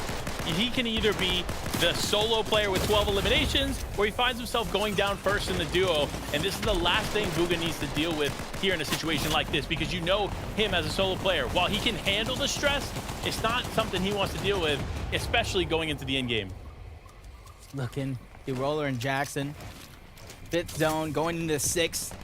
Moving zone. We saw last game, Pledge and TK did more than enough to not only hold on to that high ground, but get that victory royale at the end of the game. Your Roller and Jackson, you better hope they have a hammer, because right now, holding on to that high ground is going to be a true mission if they do not. So much still to unfold here. Nani and Larson on the low. Oh man, this is going to be a tough rotate there for Braids and Co. Looking at the way that this is situated by themselves, even though they are ahead of zone, and they maybe even have a little thing called forecast augment, they are going to be in trouble because teams are starting to rotate in their direction, and all it takes is one team to slip into your box and cause some disruption for you in this game. And there's so many different elevation changes, especially on this north side of the map. You have to be careful. Kanata and Age is putting the pressure on the Snake. Big bush bomb coming out, trying to at least cloud his position, but a huge flank. Agers, Kanata trying to survive. Agers gets himself out. Kanata soon to follow. They have just escaped a nightmare right before our very eyes before reuniting on the front side of zone. Not only able to survive, but get themselves that sweet spot towards the front. Narrowly getting away, but still in it. That's all that matters as Revive, it accidentally falls there from the high ground, leaving Reciprocal up on height by himself there for a moment. Booga's still in this though, and it looks like there it is. The Danger Hero Augment actually gonna play huge for Booga as he's gonna take some minis, but this team realizing that he's there, it is Nani and Larson gonna pick up Booga, and that's a huge elimination for them. They got to that box site. Which way did he go? Which way did he go, Larson? He went up, and they found him rather quickly. 2 eliminations overall. Larson, shield getting drained. Down goes Nani. This is not a good look, but Larson is up for the challenge. You can see he does have a shockwave hammer. He has some minis to make sure he has at least enough shield to scrape himself through this chaotic endgame.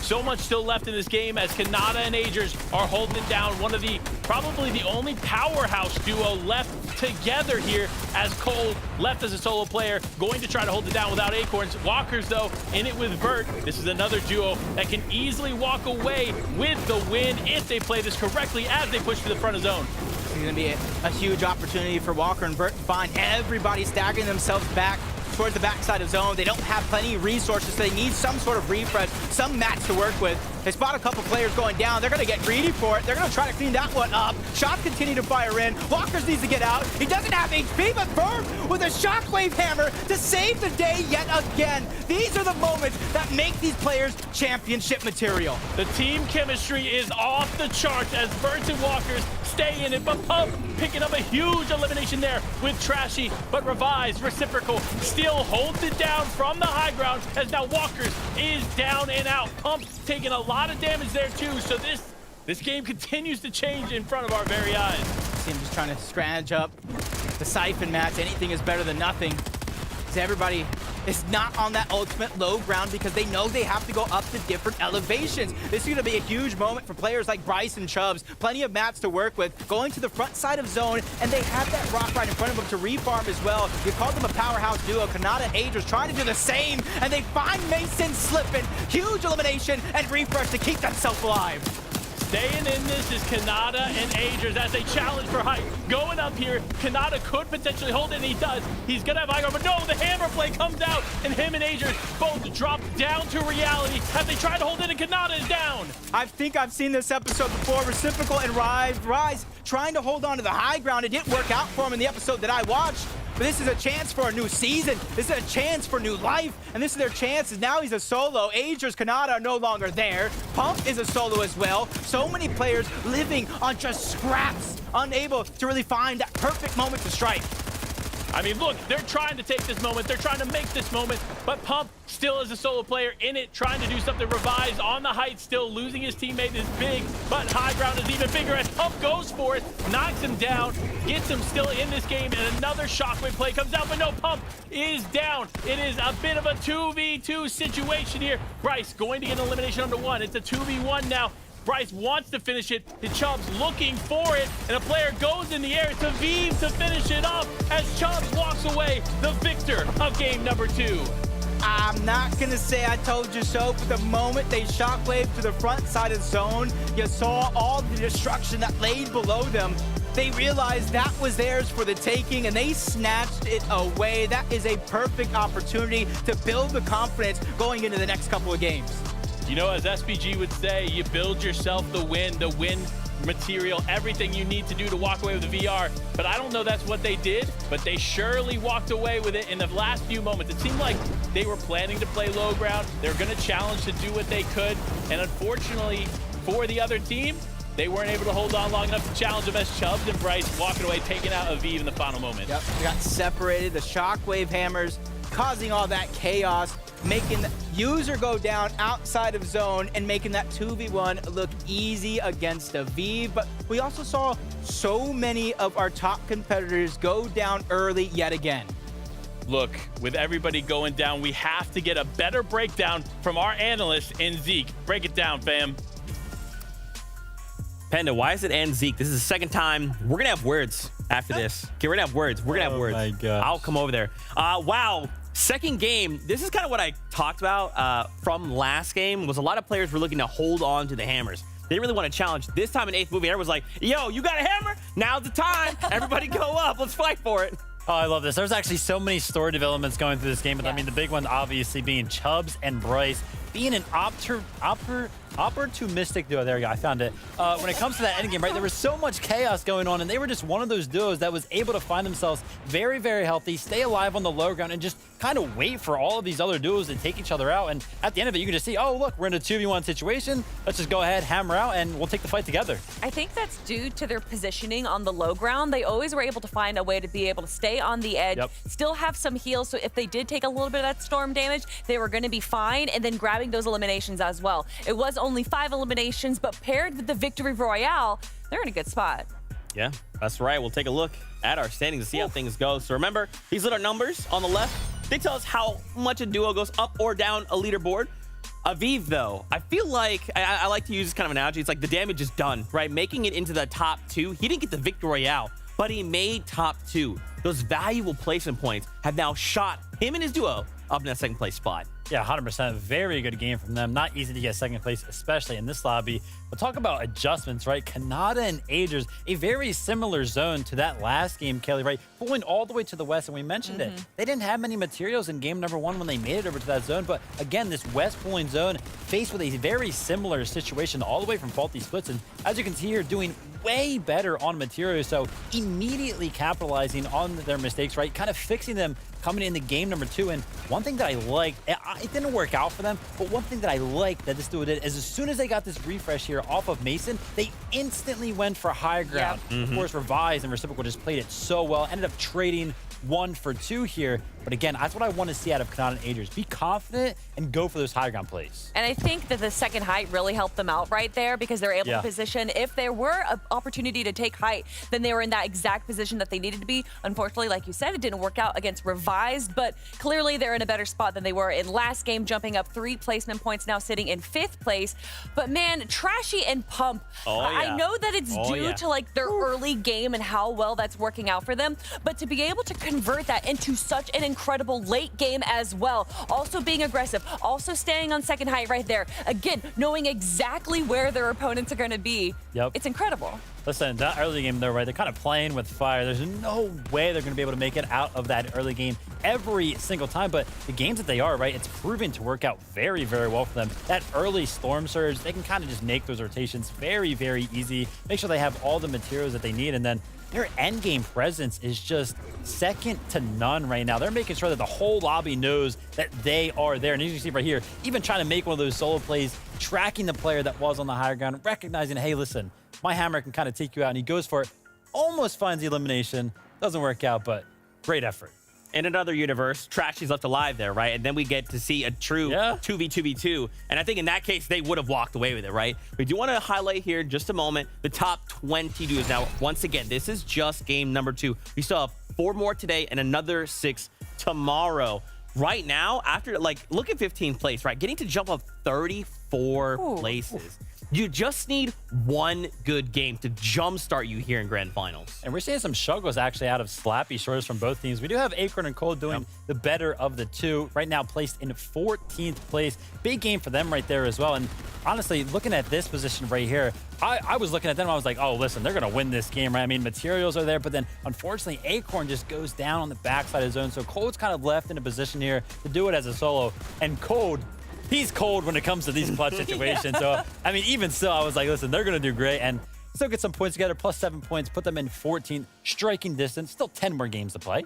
And real quick, I do want to mention the person that we talked to earlier on the show, Nani and Larson. Although they haven't broken into our top 10, you are definitely seeing the coaching come in clutch for them. They just need to be able to transition that into the end game. Yeah, for sure. And we even saw there, TK Pledge, the winners from game 1, they actually got moved down, right? So the caliber here in these lobbies are absolutely insane. These are some of the very best of the best that NA East has to offer. And I feel like for so many of these duos, they have a lot to prove.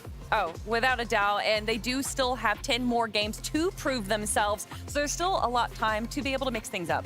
Coming into game number 3, one thing that I want to see mixed up, the zone, right? We've had 2 West zones so far. Big struggles for, like I mentioned, those slappy short teams. I want to see Peterbot and Booga maybe pull directly east zone, right? So that we can see them in the end game and hopefully pop off and get that VR.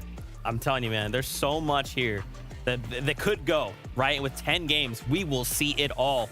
But I know what you guys want to see. It's more games. Game number 3 here from the FNCS Grand Final starts right now.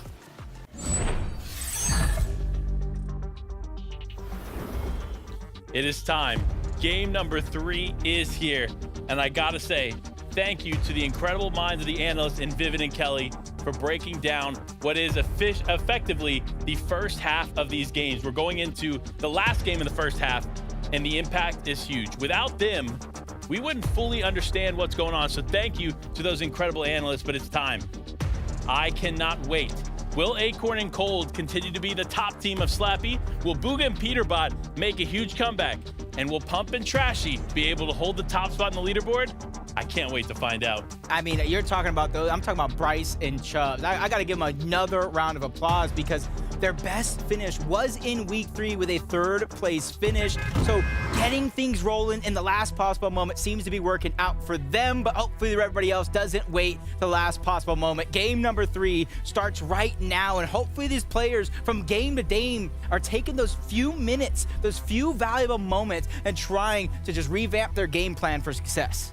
Look, game number 1 is to get the nerves out, right? Game number 2 is to identify the mistakes from game number 1 and fix them. And game number 3 is to make sure those fixes work. And that's what we're at, game number 3. So any mistakes you've made in game 1 and 2, you need them fixed by now, or unfortunately, you're gonna find yourself continuing to stay lower on the leaderboard. But this is the ultimate fight, the fight of the ages. Oak is actually going to be able to get the first knock there as Noxy picks it up onto time, leaving his duo in chaos by himself.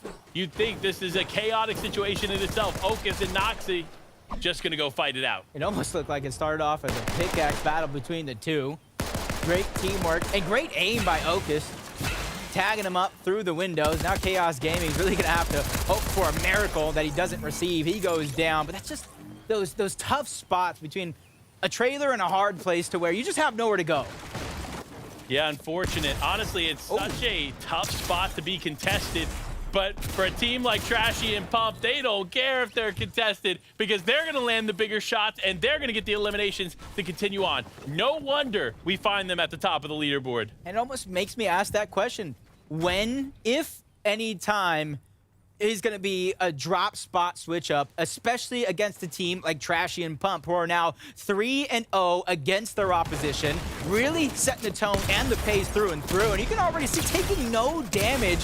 100 with a Maven. This guy, you give him anything, he's on a roll, and you can see nice. All right, fight's over, back to work. Yeah, literally there was a very finite amount of time where he had a smile and then it was back to focus, back to the game, and back to continuing on this path. Now, users and Polarized. These are some disruptors. That's what I'm going to call this duo, the disruptors of this lobby. Because while they're in 12th right now, their ability to kind of cause chaos for any of the top teams is huge. This is one that if you don't take them seriously, you're going to find yourself going down because they are not a team to just fall to the wayside. They're not a team to just look past because they will surprise a lot of the people in this lobby.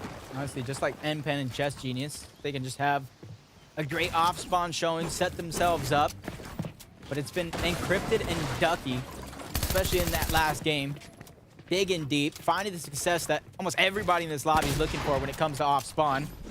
Almost playing a game of peekaboo there for a moment. You can see him just crouching, trying to minimize the audio cues that he's given up. You see his teammate trying to be a distraction. Chess Genius building at the last possible moment. He doesn't even know what he just escaped. Narrowly getting away from it. Encrypted holding it down. Impin and Chess Genius on height. Still just looking to take this fight. In my opinion, Jacob, you're spending way too much time here. They cannot afford to sit here and go back and forth and use these vital resources, including time, because realistically, there's only a finite amount of time in this game that you have to loot up, get ready, and take on the day. Unfortunately, they're giving all of that up for a couple of eliminations. Yeah, they're trying to be 3-0 in this battle, as you saw. Masterclass and Dukes go down again, so Yamzo and Rise 3 for 3 as well. And that's something that we've been talking about going into this FNCS Grand Finals. Is Yamzo and Rise contested, not contested? We know what they can do in a situation like that. Luckily for them, it's all working out, just like Encrypted and Ducky. They're running out of mats to actually farm here this low to the ground, so opportunity and chances are being dwindled, or so are their choices as Chess Genius and NPen. They don't want to disengage. That's 8 points. That's 2 eliminations that they want to snatch right up. Yeah, at some point, though, you got to make the decision, the not-so-hard decision, in my opinion, to just disengage. But, wow. I know you just saw it, Jacob. I saw your face. What is this loadout? Kanata! Can you leak some of these secrets? What is that, 18 chug splashes? He's going to the beach. He probably found every single cooler in faulty splits, getting themselves 18 splashes. That is going to be a lot to trade shots for Storm Surge. Even if they're down, they can out-heal it. It's definitely giving them plenty of choices and options to work with, just like Nyx and Nick trying to find that extra bit of loot. A lot of people don't know. Towards the outside of these cliffs, at the very, very low ground, there's some chests that are hidden. You might have to dig deep for them, but it's loot that you want to grab nonetheless. As users and Polaroids, I saw Blake and Bizzle go down yet again, but might be this turn. Everything comes crashing down. Now it's all up to Polarize here in this situation to try to get the res and keep him and users streak going. This is tough here. Big tag's going to come through onto Polarize. It's actually Rokane Joji in the distance. While Stacky looks to be getting back in this game, Polarize going to need to act fast. This other duo is not going to give them time. You already see it. It's Fazo trying to break through whatever builds they can to find this other team. And fortunately enough, Users is back in it. So Polarize and Users can get into this. Remember, I talked about it moments ago. They're that disruptor duo in this lobby. So if you don't take them carefully, you're going to end up losing. Yeah, when we saw that kind of eye in the sky view, you saw the heals right outside of their box. So they just need moments. They needed those precious seconds to stabilize themselves in this position. And now that they used all of their heals, all their extras at that, they're just trying to disengage. They're already in zone. It is a little bit of a north pull, so they're trying to make sure that they take advantage of a zone pulling in their direction. With the zone in their favor, they should just be able to rotate kind of freely and just hang out and not have to do too much ahead of the mid and end game. But honestly, anything happens in a game of Fortnite. You're never truly safe, no matter where the zone pools, where you find yourself presented, because all it takes is one team deciding they want to focus on you, and you're going to be dealing with some trouble. But speaking of trouble, it's Yamzo and Rise versus Kanata. What is happening here? 12 splashes.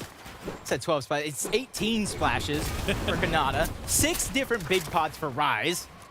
I don't know what kind of loot these guys are digging up, but they're setting themselves up to outlast Storm Surge if they don't get it, or fight after fight if they win it. And you can already see the third parties coming in. Rise just stabilizing. What augment do I choose? And you can see he didn't actually select one. That leads me to believe it could be a Peely's Plunder, it could be a Forecast, it could be something that he's waiting to use for the end of the game. Or middle. Or middle. Yeah, you're right. Listen.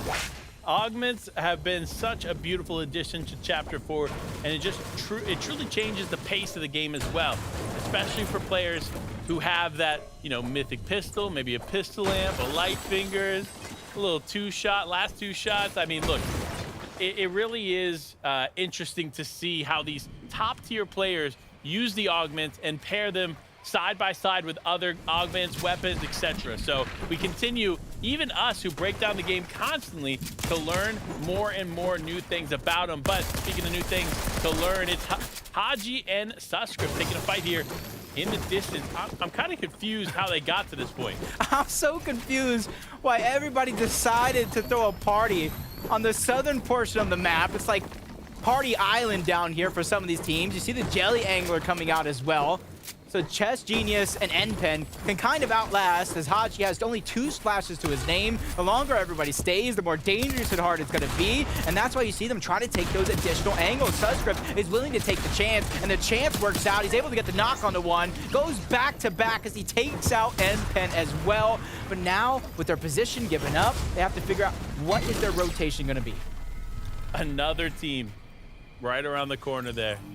I mean, Jacob, I don't know what's happening. I really don't. But look, another team that I do want to focus on, Jackson and D-Roller. Not in Storm, not third-partied, and set up for success on the hill here. Interesting enough, right outside of the Citadel. Does that mean, is there a Donnie and Clicks looming close by? I got to imagine either that or they stayed back towards Anvil Square to get the Storm Surge that they lacked in game number 1. Don't know too much about game number 2 and their Storm Surge journeys, but I know everybody is realizing how tough it is in these lobbies. You see Jackson and Roller have the lay of the land, but their options are limited. And you can see them even shooting Excaliburs off into the distance, grabbing at straws just to get the damage. Peterbot and Booga, throughout those first 2 games, they left a ton on the table and a lot to be sought after, especially with how big of a name they actually are. We talked about Booga getting signed to Dignitas, Peterbot emerging as one of the best players in all of Fort. Now, I say one of because there's arguments on every region. So you got to imagine with their backs up against the wall in these upcoming games, if they don't like their spot on the leaderboard, they're going to have to do something about it. I mean, look, if you ask Levin, he's going to say Tayson. You ask us, we're going to say Booga. No, Levin would say Vino. Vino best in the world right now? GOAT conversation? Tayson. I bet you if you ask him. But now, speaking of another GOAT, Clicks, the man of many talents, whether he's on top as a content creator or the incredible pro player that we see here today, this man does everything well. Yep, and I like their usage of Bush Warrior combined with a big Bush Bomb. Allow them to trade tags for free while holding on to a lot of their heals and resources. And from Victory Royale in game number 2 for Chubbs and Bryce, they got to figure out how to mimic it. And you can see game 2 was Bryce's first ever VR in an FNCS Finals. They have some of the least experience out of everybody else in the lobby, which makes what they did in that last game that much more impressive. As long as they can continue with their foot on the gas and don't get gassed out over the next 12 games, I can see themselves in the top 10. Easily. I think that's kind of a no-brainer at this point. Dark Horse? Dark Horse, definitely. Now, Rapid, Serbsky.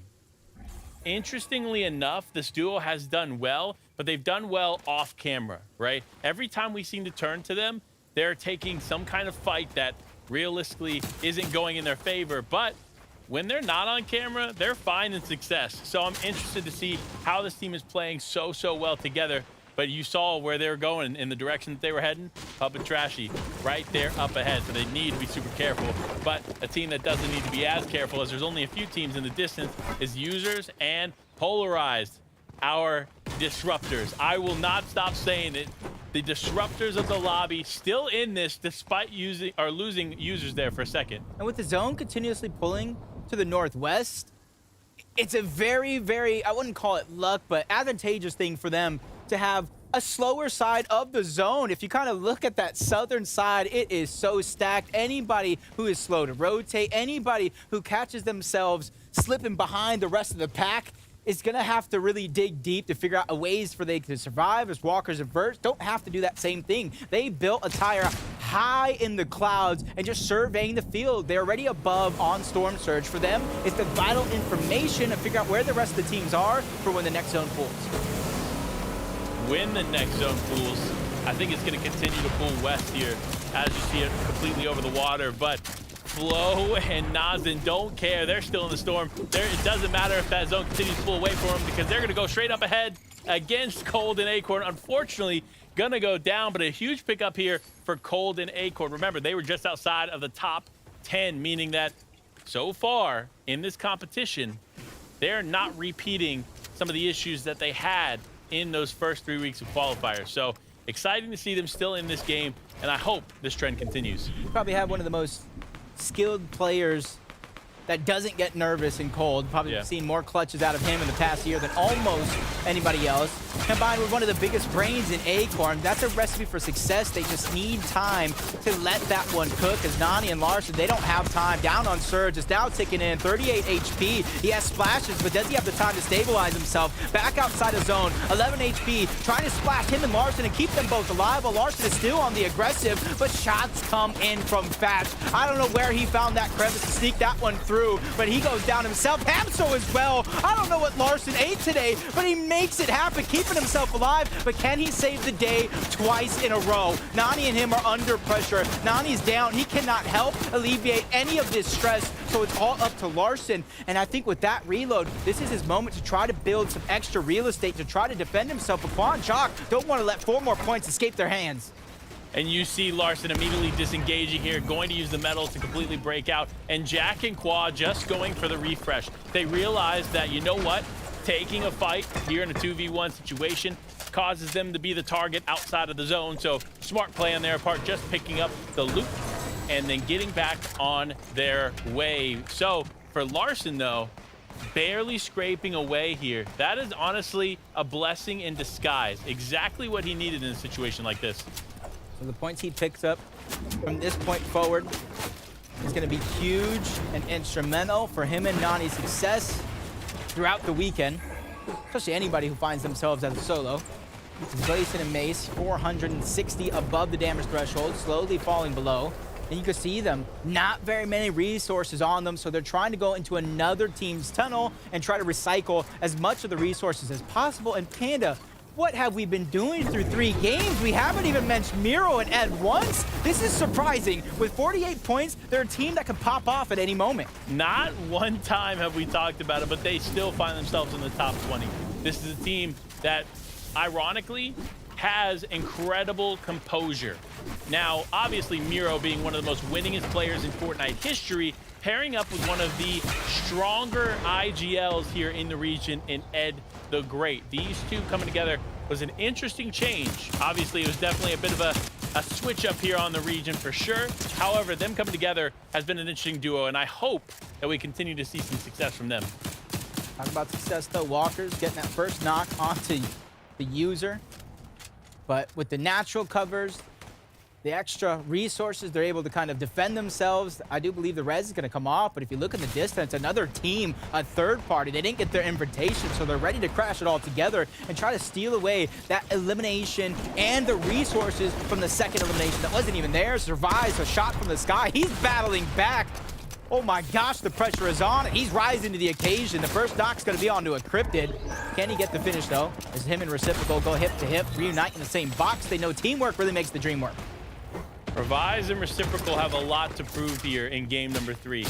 They were sitting tall and pretty on the high ground in some of those early games, but now they want to continue that trend forward. They want to be one of those top 5, top 10 teams, and they want to go into day 2 strong. So to do that, they have to be consistent. They cannot afford to spend too much time out here taking fights, especially on the edge of Storm. Trashy and Pump, only 152. And falling above the threshold. You got to imagine Crazy and Playify on the other side, probably going through similar struggles. Neither team really comfortable. 100 above the damage threshold. It's enough to where you don't take Storm Surge damage, but it's not enough to let you have that feeling of comfortability. You add on to the fact that these guys have to rotate to zone with 2 other teams nearby and a couple right in front of them. So it's going to be a rough decision, and timing has to be perfect in order to not take damage. Yeah, looking at what's going on here in the elimination feed is Clicks picking up 2 onto Stacky and Phazo. So, great setup here for them. I mean, you have to think, if you're Clicks and Donnie, you're riding high right now. You had an incredible position in zone, which means this zone is continuing to pull in your direction. On top of that, you had a tower to connect shots onto every single player that came your way, which, as you can see, has been the lobby. So, they're doing really good here and honestly probably set up to win this game. Do you see what I see? What do you see? I see some Fortnite, but no, all jokes aside, that zone right now from the Citadel all the way to the western side of the map, once these zones start moving, it is going to get grooving. Let me tell you what, it's going to be hard for some of these teams if they don't have the resources. This is why planning ahead, getting information, and realizing where these zones could quite possibly pull is really going to decide how long some of these teams stay alive, as Donnie's trying to peek through, trying to get a sneak attack onto Glace. Could be a great opportunity, especially looking at Glace has no shields. One well-placed shot from Donnie could take him down altogether. That's all it takes, is one shot to get them in, get them happy, and get their motivation going, because Clix and Donnie haven't quite found their groove here in these games today, but all of that changes now as Zone 5 presents itself, and they need to move. But you hear them. They're waiting for somebody else to hammer first. Super smart on their part, because you know as soon as that first hammer goes off and the lobby hears it, they're going to be honing in on those players moving. So wait till the other hammers go and get to stepping. Talk about hammers going. Polarized hammered into the wrong box. That's going to be Cease, who takes him down altogether. Don't know if that's what he meant to do, but that's going to be the end result. As third party's coming in, pressure from the high ground. Cease trying to stabilize, but Users is there with the additional angle, trying to get the piece control to go over. No success so far, but he's finding the scrap, the scavenge, but he goes down altogether. Tragic is there to finish the job, and I'm only wondering if all these shockwave hammers forcing these players to fly high to the sky, you got to think Miro and Ed that have that launch pad probably got themselves a sweet spot in zone already. Yeah, and Tragic's actually going to recycle one of those pads there. And sure enough, it was the pad of User there in the distance. Does end up getting separated a bit from his teammate, going to need to get back together. And Tragic's now needs to build and hold on because he's down to very little HP on him. And he doesn't have a med miss or a med kit to really get back into this game. So he's going to have to either get a refresh or just stay careful. Aiden and Hound, they don't got too many worries, or at least for now. In a couple seconds, things might change. They got themselves the highest spot in the land, able to survey. The two different elevations is kind of going to work out for Hound and Aiden. They have very little mobility, though. That's going to be my biggest question mark, because Shockwave Hammer could be the icing on top for them in their positioning, especially depending on where the zone actually does pull. It's going to go north again, Panda. So up and down these mountains. Are you in for a roller coaster? Did you buy your ticket? Oh, listen, I'm locked in, seatbelt strapped, and arm bar is down. We are ready to go on a roller coaster ride here as Acorn and Cold are still in this game. Looking at the way this map is laid out, though, I think a lot of teams probably have forecasts. They understand where they need to position themselves here in Zone 6. And then the action begins. Remember, we've seen Reciprocal and Revise take high ground at this zone and be able to hold it. Can another team do this? Or will they wait? I don't know, but here we go. Kanata and Agers knocking on the door.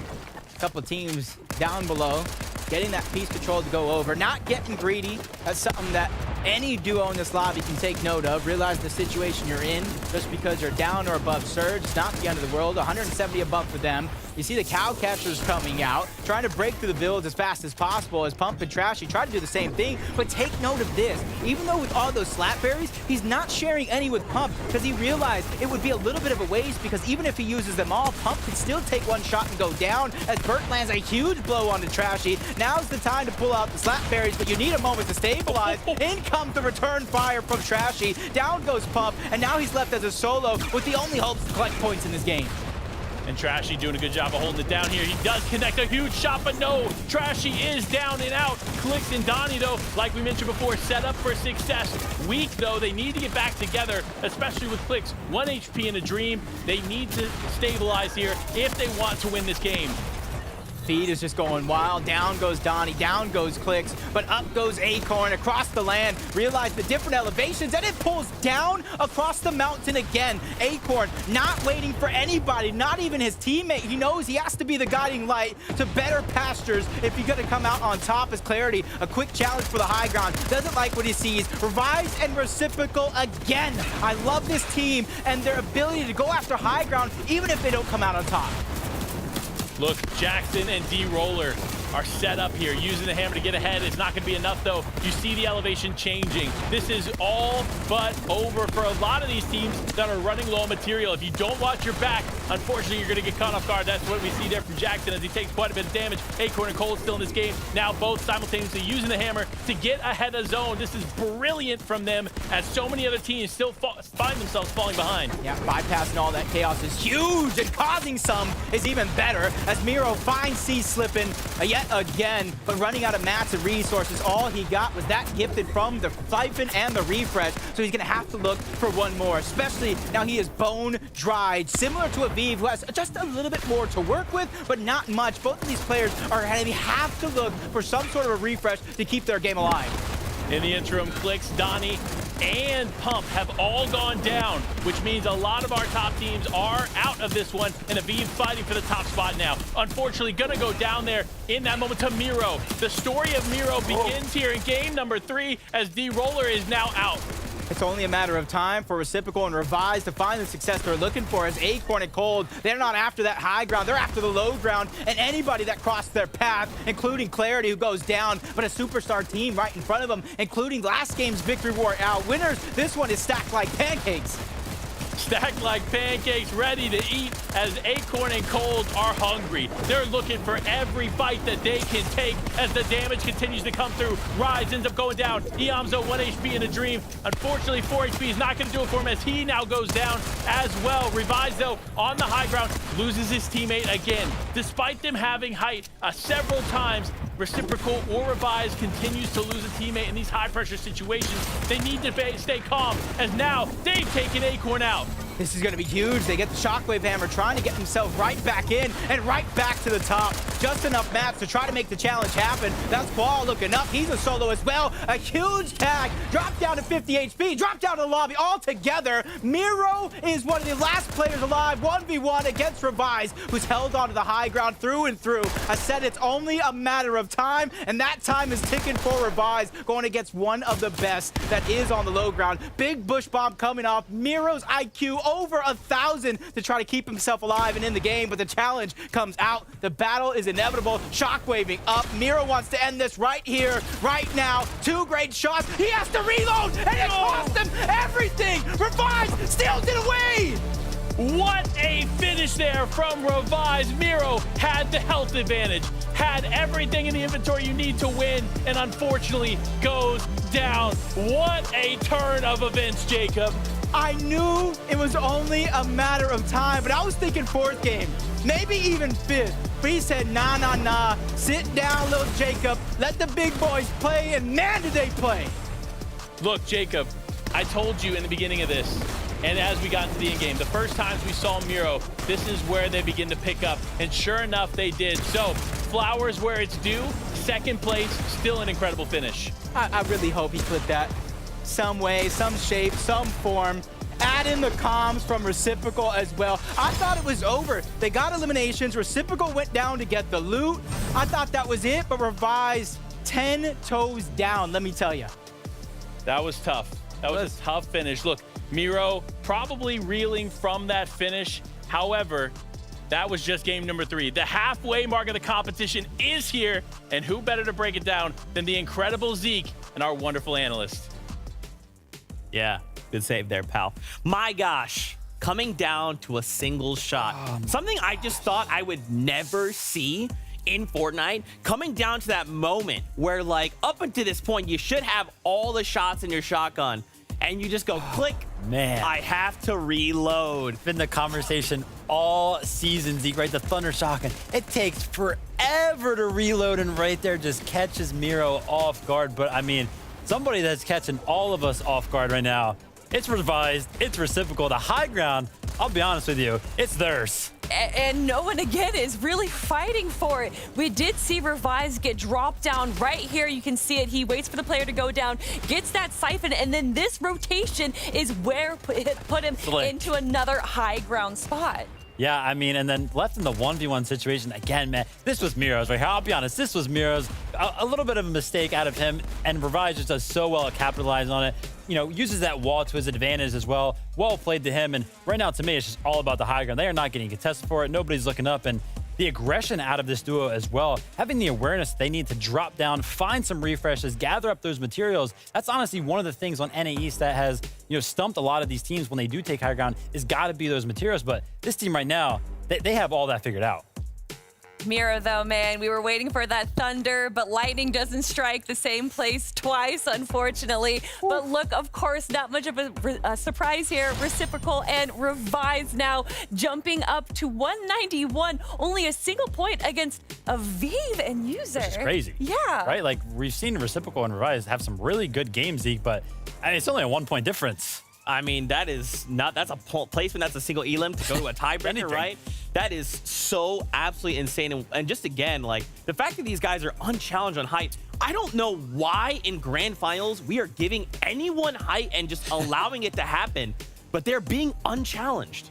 I think it's because there's a lot of advantages by staying on the low ground. A lot of these teams seem to be running out of mats a lot faster than we've seen during qualifiers. And by staying on the low ground, they have more visibility. They can kind of stay at the head of the zone a lot easier than they can on the high ground to try and grab those refreshes. So maybe that could be an answer to it. The zones are stumping a lot of people, right? I mean, we've had three West zones, so not really sure really what's going on there. Maybe I'll have to talk to Zeke backstage, get him to fix that. But it's my fault. So, it was your fault. Blame Zeke. One team, though, that is not being stumped by their rotation all the way from Slappy Shores, Acorn and Cold, right? We're talking about Peterbot and Booga.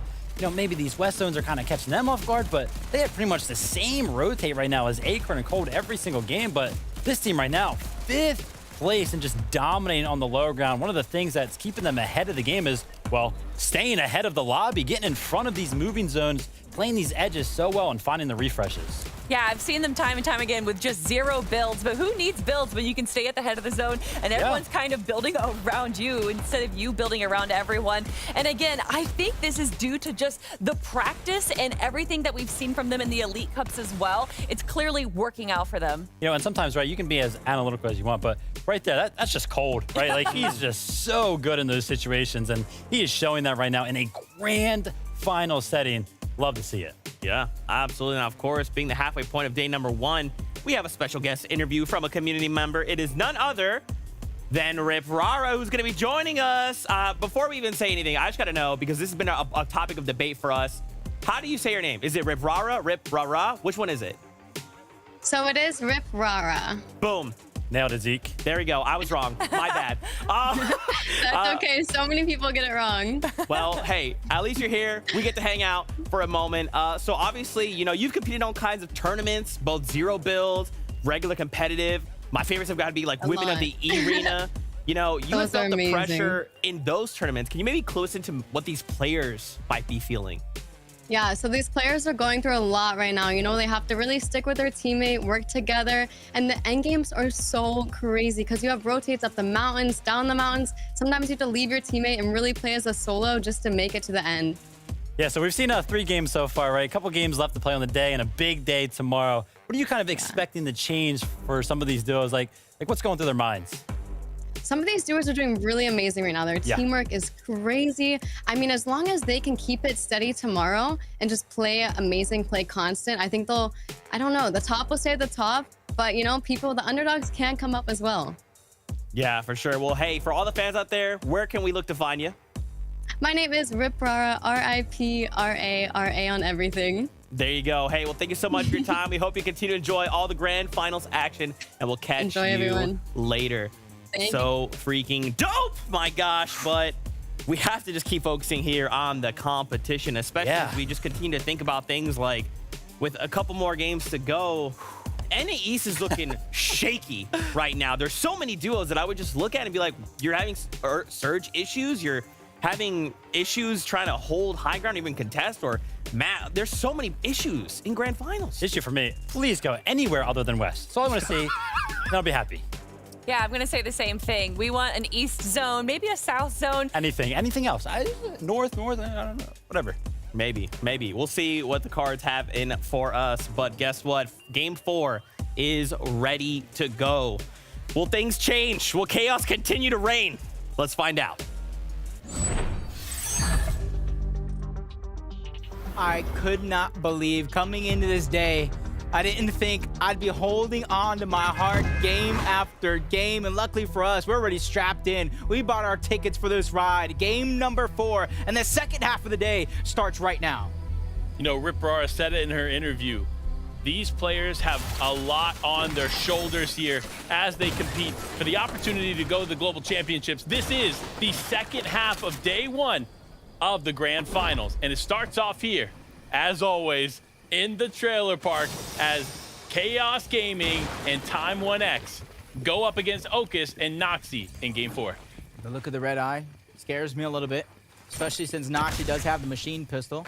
Immediately using an impulse to try to disengage, farm up. They don't want any of that noise. They realize this is the second half of the day. They cannot keep having the performance that they're having. But right now, Noxy gets caught on an island by himself, trying to figure out to survive. He does have some farm to work with, but you see Chaos Gaming and Time1X just shooting out the farm that he could be getting, shooting out his builds, leaving him with almost nothing to defend himself with. These are the next couple of crucial moments. They get separated. Time1X versus Noxy. He's boxing himself up to buy him time, but only two more small bullets left in the machine pistol. He's got danger written all over him, and Noxy takes advantage.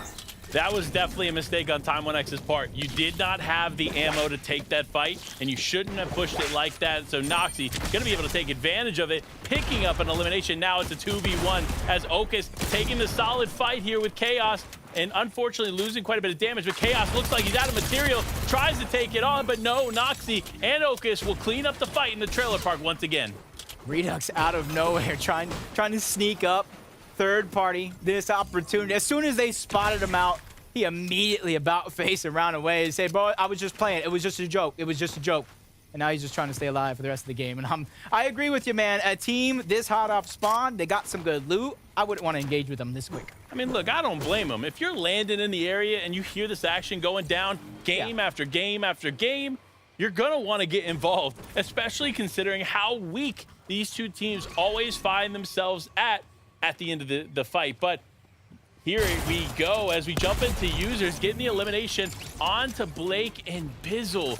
While this team won this spot here in Surge Week, it looks like it's a totally different experience for them here in the grand finals, as to be expected though, because let's be honest, Surge Week is definitely not the same as a grand finals lobby. Elite, Pump, and Trashy trying to move up on the nades in there, and yet again, they don't have that first elimination, so it still is going to be a 2v2. Pump getting separated, gets blocked off at least once. Aaron on the other side doesn't even build to defend himself. That's where Pump's going to be able to take advantage. In comes Trashy with a couple of shots. The bait and switch is there to finish off one of the two players. Nave's going to be the last one left alive, and he's almost nowhere to be found. Probably trying to bide his time and get the reboot card later on. I gotta say, there's a lot of underrated players in this lobby, but Pump is probably the most underrated. This man is an elimination fiend. Nothing stops him. When you are on the end of his barrel, he is going to take those shots and get those eliminations, which is why they're at the top of the elimination leaderboard, and they're looking to continue just that as Pump hunting down Nave. Huge shots coming from his teammate and Trashy, and now he just looks to clean it up. Nave's just trying to wonder, asking himself, when will they stop chasing me? Will they stop chasing me? The answer is no. Pump is hot on the heels.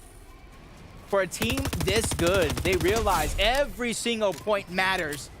At the end of 12 games, they finish off Naves. They took out Aaron below. That team is back to the lobby yet again. They said, you're not taking any of our loot, or at least you're not going to escape with it. Yeah, listen, another player not escaping with much is Peterbot trying to exchange shots yet again. This is the second time we've tuned in with him, and he's trying to exchange shots with the red eye, going back and forth, and unfortunately losing those exchanges yet again. This is not the typical Peterbot we're used to seeing, especially considering he's probably got the best aim in this lobby. Yeah, playing not up to his potential, but you got to realize the switch up week after week. Acorn and Cold no longer contested, so their plan to just scurry over and steal away Surge, steal away eliminations is not going to work out.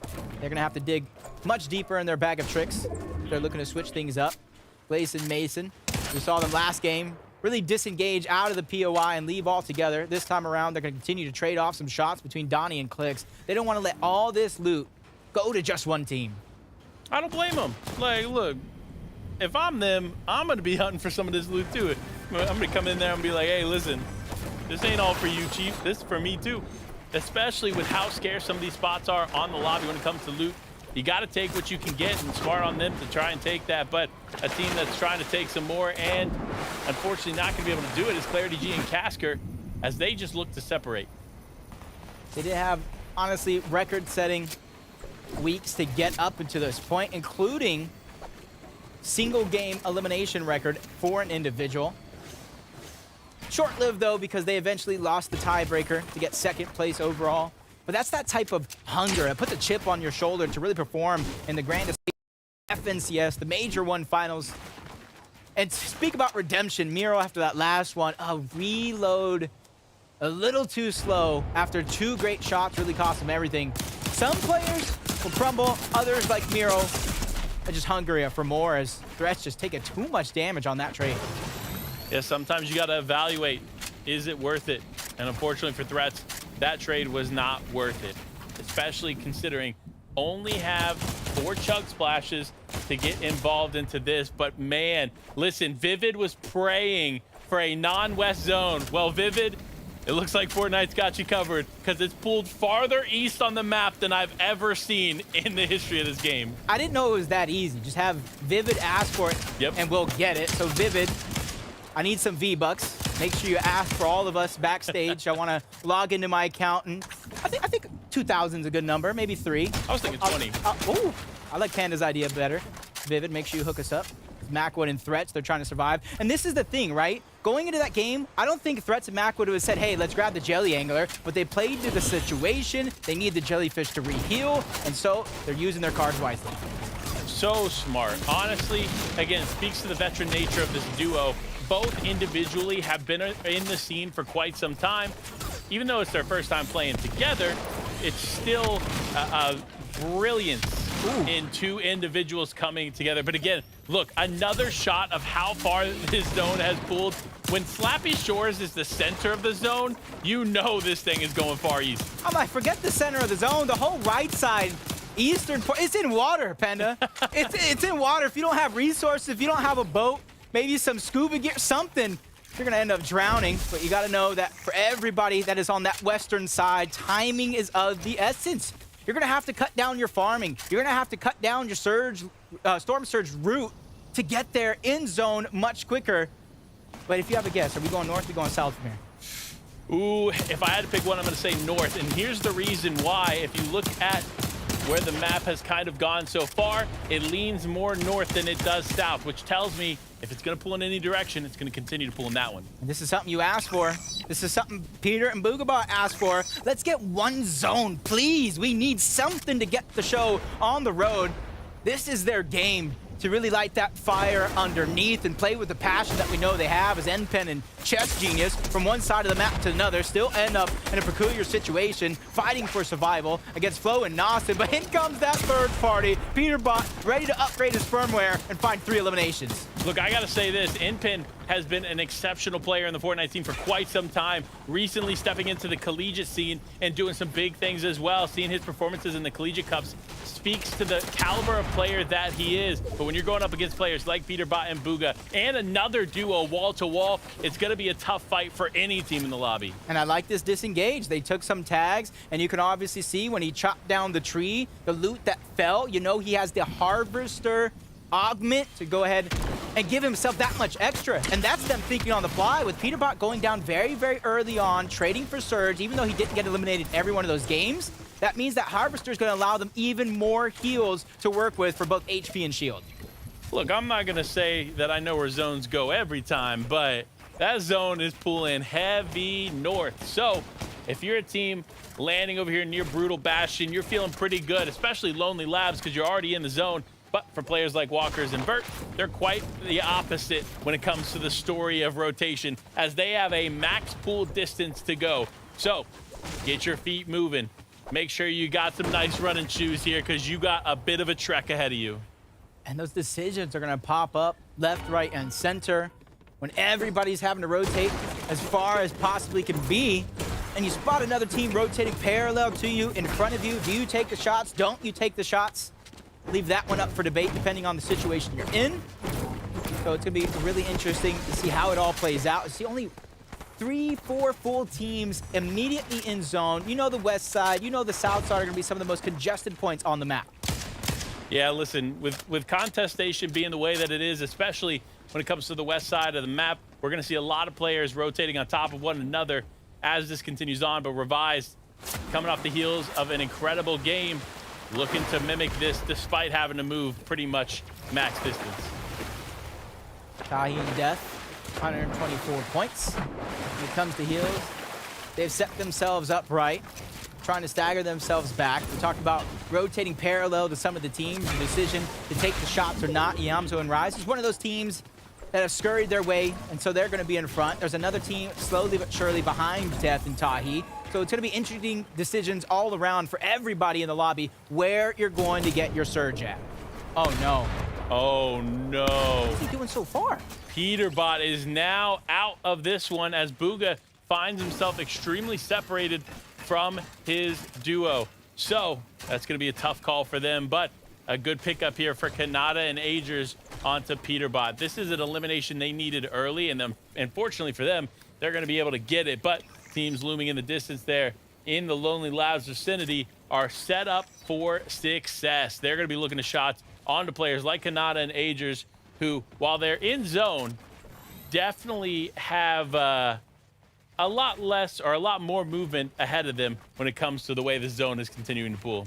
I'm just crossing my fingers right now because I'm putting myself in Kanata's shoes. Big shoes to fill, but I don't think I'll ever achieve that amount of skill. But as the zone continues to pull, half of it is still in the zone, which leads me to believe sooner or later somebody's going to get gifted that fresh part of land where zone will pull to and not really have to worry about much, as Donnie and Larson only have to worry about making it to the zone. We talked about how drastic these pulls actually are. They're one of those teams that has rotation after rotation to make while Storm Surge looming in the back of their minds.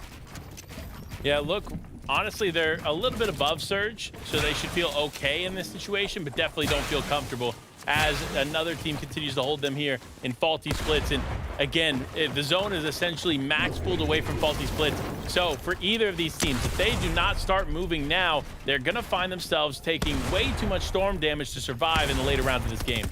Don't test Nani. He'll make you regret it. Playing peekaboo, he takes down over 150 shield and HP and trying to keep it going, trying not let it go to waste. You see him wall to wall with Jacques as well. He's trying to use some valuable time to regenerate the HP, goes up a box, but now he's on the same layer as Nani, who's just waiting, getting that high ground, stealing it away, forcing Jock down lower and lower. You see him and Larson taking additional angles. A huge shot's gonna be fired off. It's only a matter of time before he goes down altogether or Nani finishes the job. Yeah, but look, honestly, I don't know if finishing that job was worth it. Yep. Because now you got to rotate in, and unfortunately, no white heals, no med mist, no med kit, no bandages at the very least, no chug splashes either. Nothing in the inventory of Nani, so it's going to be a tough rotate for them. But players that have already rotated in and still need to move a little bit further. DeRoller and Jackson taking quite a bit of damage. Fortunately, going to pick up the elimination. It looks like on to Muzz, so that's going to be a quick pickup. No, it's actually not them. It was Nick FN going to get that elimination onto Muzz. So despite that, they're going to be able to get this refresh, and it does look like it's a little legendary thunder right there for him. It's interesting to see him kind of hold on to that Maven just a little bit longer. Oh, it's a comp. The Mythic, bro, you rickrolled us right now, and that's going to be one of those things I'm never... Actually, it happens to me all the time when I'm playing Fortnite. I won't lie. I see a big pot. I'm like, ooh, a blue tactical pistol. No, it's just a big pot. You know, sometimes we have some tricks played on us. That's why I trust the players when they make their decisions. No, for sure. But looking to play a trick of their own, it's Acorn and Cold, finding themselves lurking right below Booga. Again, they don't realize that they're a solo player. And so Acorn and Cold continue to find themselves basically peeked up next to Booga and Peterbot at all times. So despite Peterbot being out of this game, they still find themselves close. Booga needs to be careful though. You see where this zone is. They're honestly center zone, or not center zone, just to the south of the zone, set up nicely. So they're going to catch all these players rotating in, which honestly for Booga is great. Going to keep them above that Storm Surge threshold. But for the teams that are rotating in now, get ready to get punished here, folks, because when you have pros like Booga and Acorn looking your way, it's going to be a tough day. It's going to be a tough day for everybody involved. If you find yourself on the receiving end of a lobby focus, that's why you see Pump and Trashy continuously moving forward. It's once you hold your covers, it's once you hold that position, they realize this is the moment to continue putting that pressure on, and that's why you see them really just trying to keep everything going for themselves, keep themselves rotating in and out because they're not quite there just yet. Miro, kind of hear him fishing. Jelly Angler, depending on where Ed is at, they're in the center of center zone. How much more center can you actually get? I'm just thinking this is just surprising depending on how they played this one out. They're on the far western side of the zone overall, so we wanted the teams to really react quick to where the zone kept pulling. You know, I'm going to be honest with you. We saw in the elimination feed just moments ago, Nani has gone down.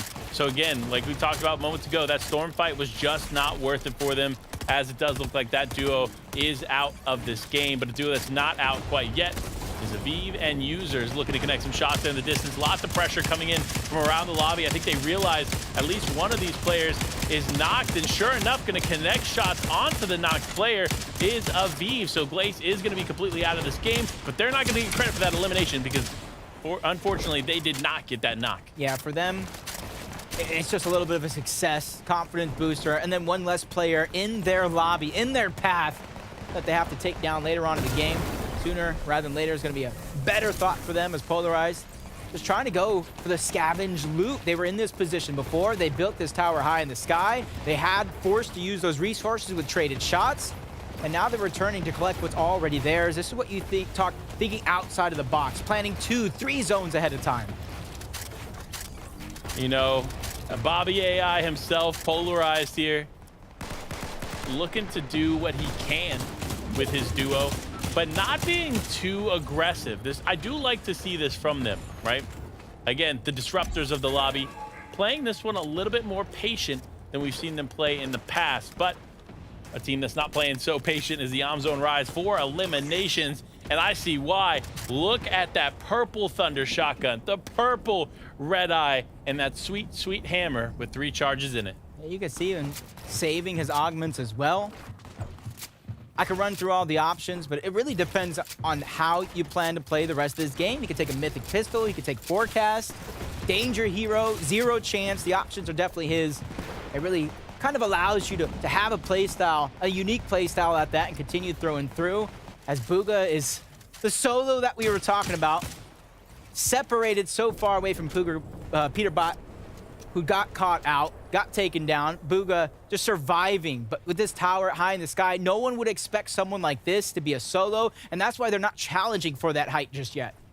And a quick update for you, if you're wondering, those Clicks fans out there, Clicks and Donnie picking up a quick elimination onto a duo, so great pickup for them. But one thing I want to talk about is Bugha, right? I want to break down what Bugha's doing right there. He's playing bigger than he is, and that's what you have to do in a lobby like this. You have to essentially show yourself as you are a duo. That's why you see him using so many material right now, because that's genuinely the only way to survive as a solo. It almost reminds me of fighting a mountain lion. You just make yourself bigger. For me, it's pretty easy. For everybody else, might not feel the same. And then rotation is going to have to come in. I know Vivid wanted these north zones, but they're just as dangerous as that whole western side of the map. You can see there in zone, there's at least 3 to 4 different elevations on its own. Now imagine when it pulls over water. Imagine when it pulls towards the south side. And imagine if it pulls towards the north. I think that's going to be everybody's real best bet, and have their fingers crossed for that. Hey, listen, my fingers are crossed here as this zone continues to present itself. Teams rotating forward. Kanata looking to take advantage of it. Connects a few shots, but not going to be a ton. But it really doesn't matter. 600 a damage above the threshold means that they do not have to worry about anything when it comes to that purple lightning. But Bugha, on the flip side of that, 300 damage above, that's good, especially for a solo player. That means he's doing enough to stay safe in this game. And notice how he put a cone over his head at the last possible moment. He saw that team sneaking up on that backside of the zone. He's ready for when push comes to shove, and they might try to shockwave up and over. He doesn't want to let himself be prone to any sort of damage. Just like Trashy and Pump, instead of high in the sky, they're down in the dirt, trying to outlast everybody, stabilizing themselves, waiting for that zone to pull. Because where it pulls, if you don't have the information, it's going to be dicey. But for Clicks and Donnie, you talked about their eliminations. 500 above the damage threshold, and perfect center zone for this next pull. They have shockwave hammers. It's all about execution for them. Execution indeed, but so many teams still left in it. One of those in the elimination feed I just saw moments ago is Pump, meaning that one of our top 5, or a few of our top 5 teams still yet in this game and still can do some things. But with Trashy here in this game as well, that means they're a full duo, which is going to be a force to reckon with as this lobby continues to move forward. It is zone 6 here, folks, meaning the action is starting to pick up right now. I don't know. In previous games, we said 6 zones too soon. And with the zone pulling up and down the elevations, I think it just might be. But from 18 splashes to 15, Kanata could stagger himself in and out. He could wait for the last possible moment to rotate, but Shockwave Hammer causing chaos, forcing him to reposition 2 different times in a row. You see Aegis trying to get box to box, looking for every opportunity, including low on a suscript. Donnie and Clix trying to do the same thing, but they're not in that same sort of comfortability. Down on heals, down on shields, and having no mats, this is going to be a huge opportunity for Clix and Donnie to force a refresh situation. Yeah, it looks like neither of them have material, so they're going to have to figure out something and figure it out fast. But for Acorn and Cold, they found themselves in a pretty rough spot not a moment ago, but now they're in a much better place. But a team that's also in a great place is Rise and Iamzo still in this, just looking to play this together as a team, and it does look like Clix going down the elimination feed. Donnie going down as well, and Trashy and Pump looks like going to be able to clean up an Elim onto User. I mean, this team is just continually so active. So much builds to break through. They're not going to find success on that first hammer rotation, and it costs Trashy everything. He gets knocked down, leaving the world of pressure on the shoulder of Pump, who's already have 3 eliminations, but a huge flank and a huge shot being fired off by who knows it might have been, as they probably Shockwave Hammer themselves to safety. He's only going to be able to get himself to about 75 effective HP and shield, so if he's looking to take the victory royale, he needs a siphon, and he needs it now. Look, you want to talk about a team making a comeback? It's Noxy and Ocus. This duo struggling in the trailer park now win off spawn and find themselves on high ground. So many teams left in it, including Bugha. The amount of points he's putting up as a solo player is astonishing. If this doesn't motivate Peterbot, I don't know what will. Letting him know I am still the player that you guys saw win that World Cup championship, as Kanata's trying to be that devastating player to the lobby as well. Using 3 of his splashes, Agers is still down. They can splash, they can shockwave, they can get themselves back in and give them a second chance at life. Just like Cold is trying to do the same thing. He lost Acorn just seconds ago. They have 4 eliminations, 180 points. Can they pull this off? Can they pull it off indeed, as so much is still unfolding? Ocus, Noxy on the high ground, pressuring down. Iamzo, one of those players getting pressured, finds himself now ahead of zone. Unfortunately, losing Rise simultaneously. He needs to be careful. No material left, and he needs to do something, and something fast. Cold goes down into the top 10. Bugha, Miracle on Fortnite Street. Figure out a way to survive a bad Shockwave Hammer drop. Doesn't get an opportunity to recover. Forced to use the Shadow Bomb. This is a perfect scenario, though. With the Shadow Bomb, he can try to bounce up and down these covers without being seen too much, since he has no resources, has no builds. He can try to sneak up on anybody, even spotting Ocus towards the backside, making sure that he doesn't get stuck up on throughout all this destruction. Huge play from him, but unfortunately is going to go down to D-Roller as he cleans that up. Bugha out. Iamzo, though, still in it. Even despite losing Rise here, he's going to continue to play on, but no, he goes down as well. So much is happening. D-Roller, Jackson, still in this, getting the elimination on to Noxy, meaning they are not holding high ground anymore. But for this team, they need to play patient, they need to play careful, and they need to play together. And they are the only duo remaining, so playing together is the only recipe for success. But Ocus has the high ground. Rokane floating slowly but surely behind. Shockwave Hammer tries to contest. That's 4 more points for Ocus, and a second place guaranteed as Jackson and D-Roller get the elimination, the victory royale, and 7 total to hopefully burst themselves up the leaderboard. I mean, look, D-Roller is one of the strongest controller players in all of Fortnite, not just NA, Fortnite in general. That man knows how to put up damage, and sure enough, we see it yet again here in this game. Great finish and great win from them, but can they continue this success? Yep, you said it yourself. Started from a trailer park, now we here. Fighting against Chaos Gaming Live and Time 1X every single time. In this game, specifically, there was also a 3rd and 4th party looming in. Their run could have ended there, right at the POI, but they dig deep into their bag of tricks, and D-Roller and Jackson come out on top. Hey, listen, a huge game there for Ocus, like you mentioned, but D-Roller, Jackson doing big things. But I believe there's a shift in the energy in this room. And it's not just a shift from the incredible muscles coming from Zeke. No, our analysts have shifted as well. Let's let them break it all down. We're gonna have words later. First off, let's just introduce the best Taco, who's joining us here for the last 3 games on the day. But I think Panda was on to something. I think the competition has taken quite a bit of a shift, right? Game 1, super chaotic. Game 2, starting to control that chaos. Now, no one's afraid. They're all saying, okay, what do we need to do? This is the grand finals we're talking about. We have to put all our cards on the table, and a lot of these duos are really looking to step up. Well, for the first place, D-Roller and Jackson, I think, have done an excellent job. We've seen them numerous times looking to try and establish some of that high control, and we see some of the chaotic elements as the lobby breaks down, but they're really just utilizing the natural terrain of the actual moving zones pretty excellently. I mean, hammers are always going to be able to put you into a nice frontside position for zone, but the fact is they kept their wits about them despite the fact that they were starting to get pressure once they had to be forced more towards the low ground from that lack of resources. You know who the real star is in that game was Mythic Munitions. My goodness, I saw a few teams with that golden pistol absolutely beating players, whether that was from high ground or low ground, showcasing what a strong augment that really can be.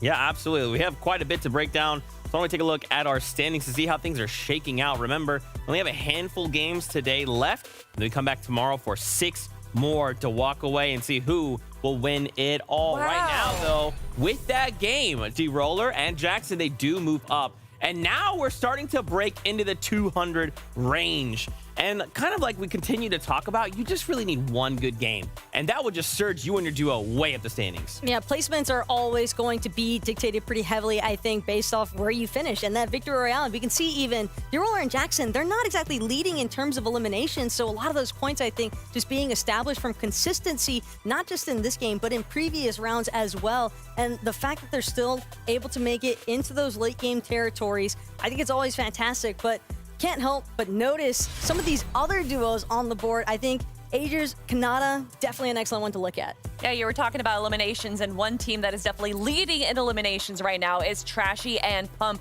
and that is due to being contested off of drop and taking that team down, I think, 4 out of 4 games. I'm wondering if we're going to be seeing a change in drop spots coming in day number 2, but for right now, we have to look at this team. As you can see, they already have 2 eliminations going into Zone 6, and they do such a good job staying on second height or on the low ground there and kind of staying ahead of the curve of everyone else. Unfortunately, Trashy does go down a little early there.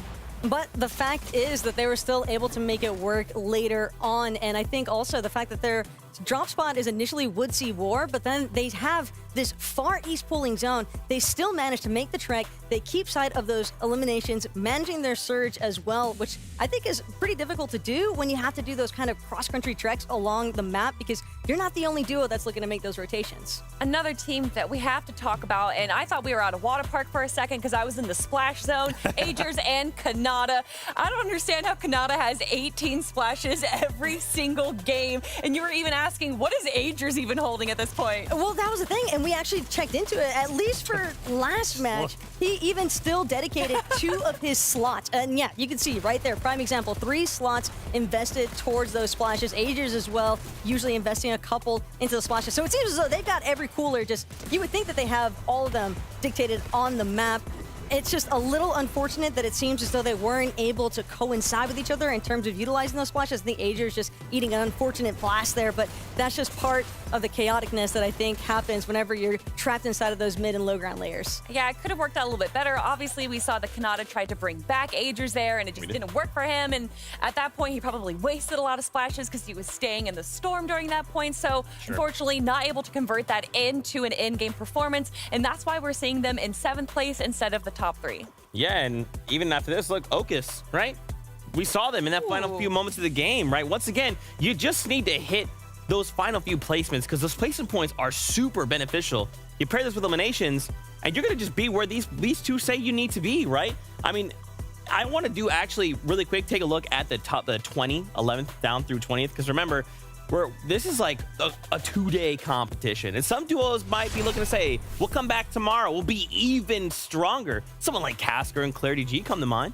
Well, even looking at Caster and Clarity G, you look at that initial 11th through 13th. I mean, Walker's and Vert, Miro and Ed, Casker and Clarity, these are all duos that were doing phenomenally throughout weeks 1 through 3. And so to see them kind of struggling here a little bit to break that top 10, it's not easy when it comes to grands. I do want to point out as well, and this is like the perfect example. Remember, Pledge, TK, they got themselves the victory out in game number 1, but have not been able to continue that momentum. This competition is at its peak. This is the very best of the very best, going head to head. You can't just get a victory out. That's not going to be enough. You have to put all the pieces together if you hope to walk away the winner. I said at the start of the show, consistency is key, and it's like a broken record. We say that all the time. It isn't just about grabbing one VR. It isn't just about grabbing one pop-off game. It's about making it to the end game every single time and grabbing a handful of eliminations. See, I'm on the other side of that coin right now, though, because I almost want to see some of these duos that have been struggling to find that success switch it up here, because we've only got 2 games left for today, and you definitely don't want to find yourself in a tough position, because then you're going to dig yourself out of the hole for day 2. Yeah, and I'm even thinking global championships, right? We bring all the regions together. If you're struggling here, that stage is going to be even more difficult. But for now, we're going to take a little bit of a break, because guess what? Game 5 is ready to go. Who better to call all the action than Jacob PR and Life with Panda?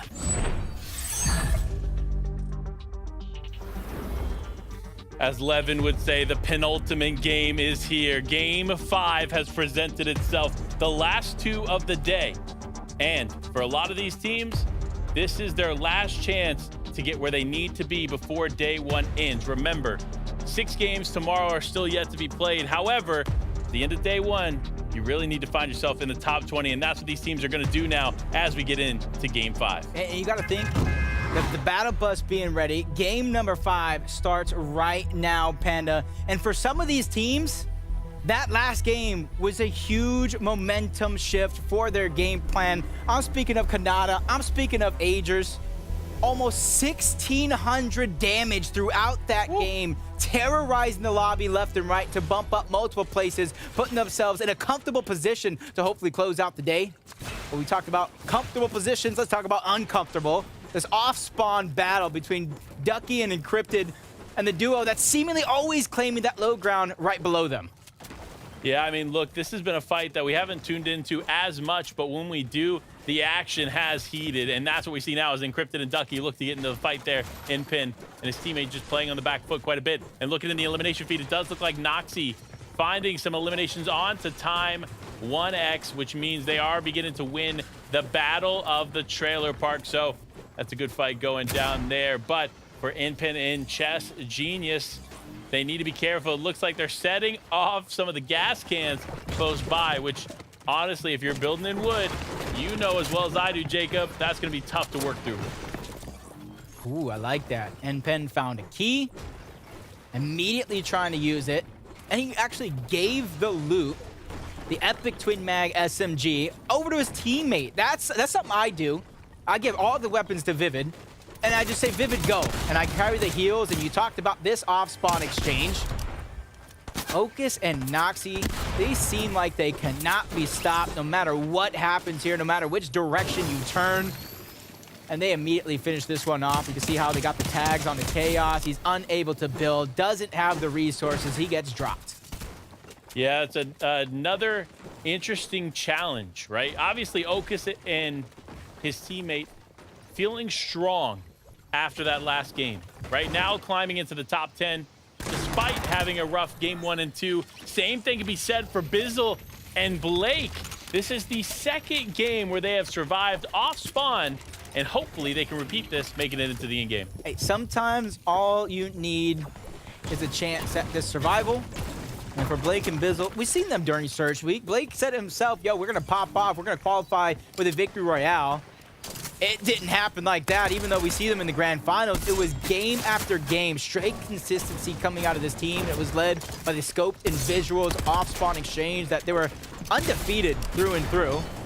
I've seen Naves and Aaron this time around getting the best of Subscript and Haji. Everybody with that fire underneath are trying to turn the tables. I mean, this is a pretty crazy turn of events here. I feel like every duo that we saw won their like off-spawn engagements in the first 3. In this next 3, they've lost. It's changed. Some kind of adjustments have been made here by these teams, and players like Blake and Bizzle find themselves finding success here in the early game. And I was talking about how stacked the top 7 is. You can see the stat there, 37 points separating 1st through 5th.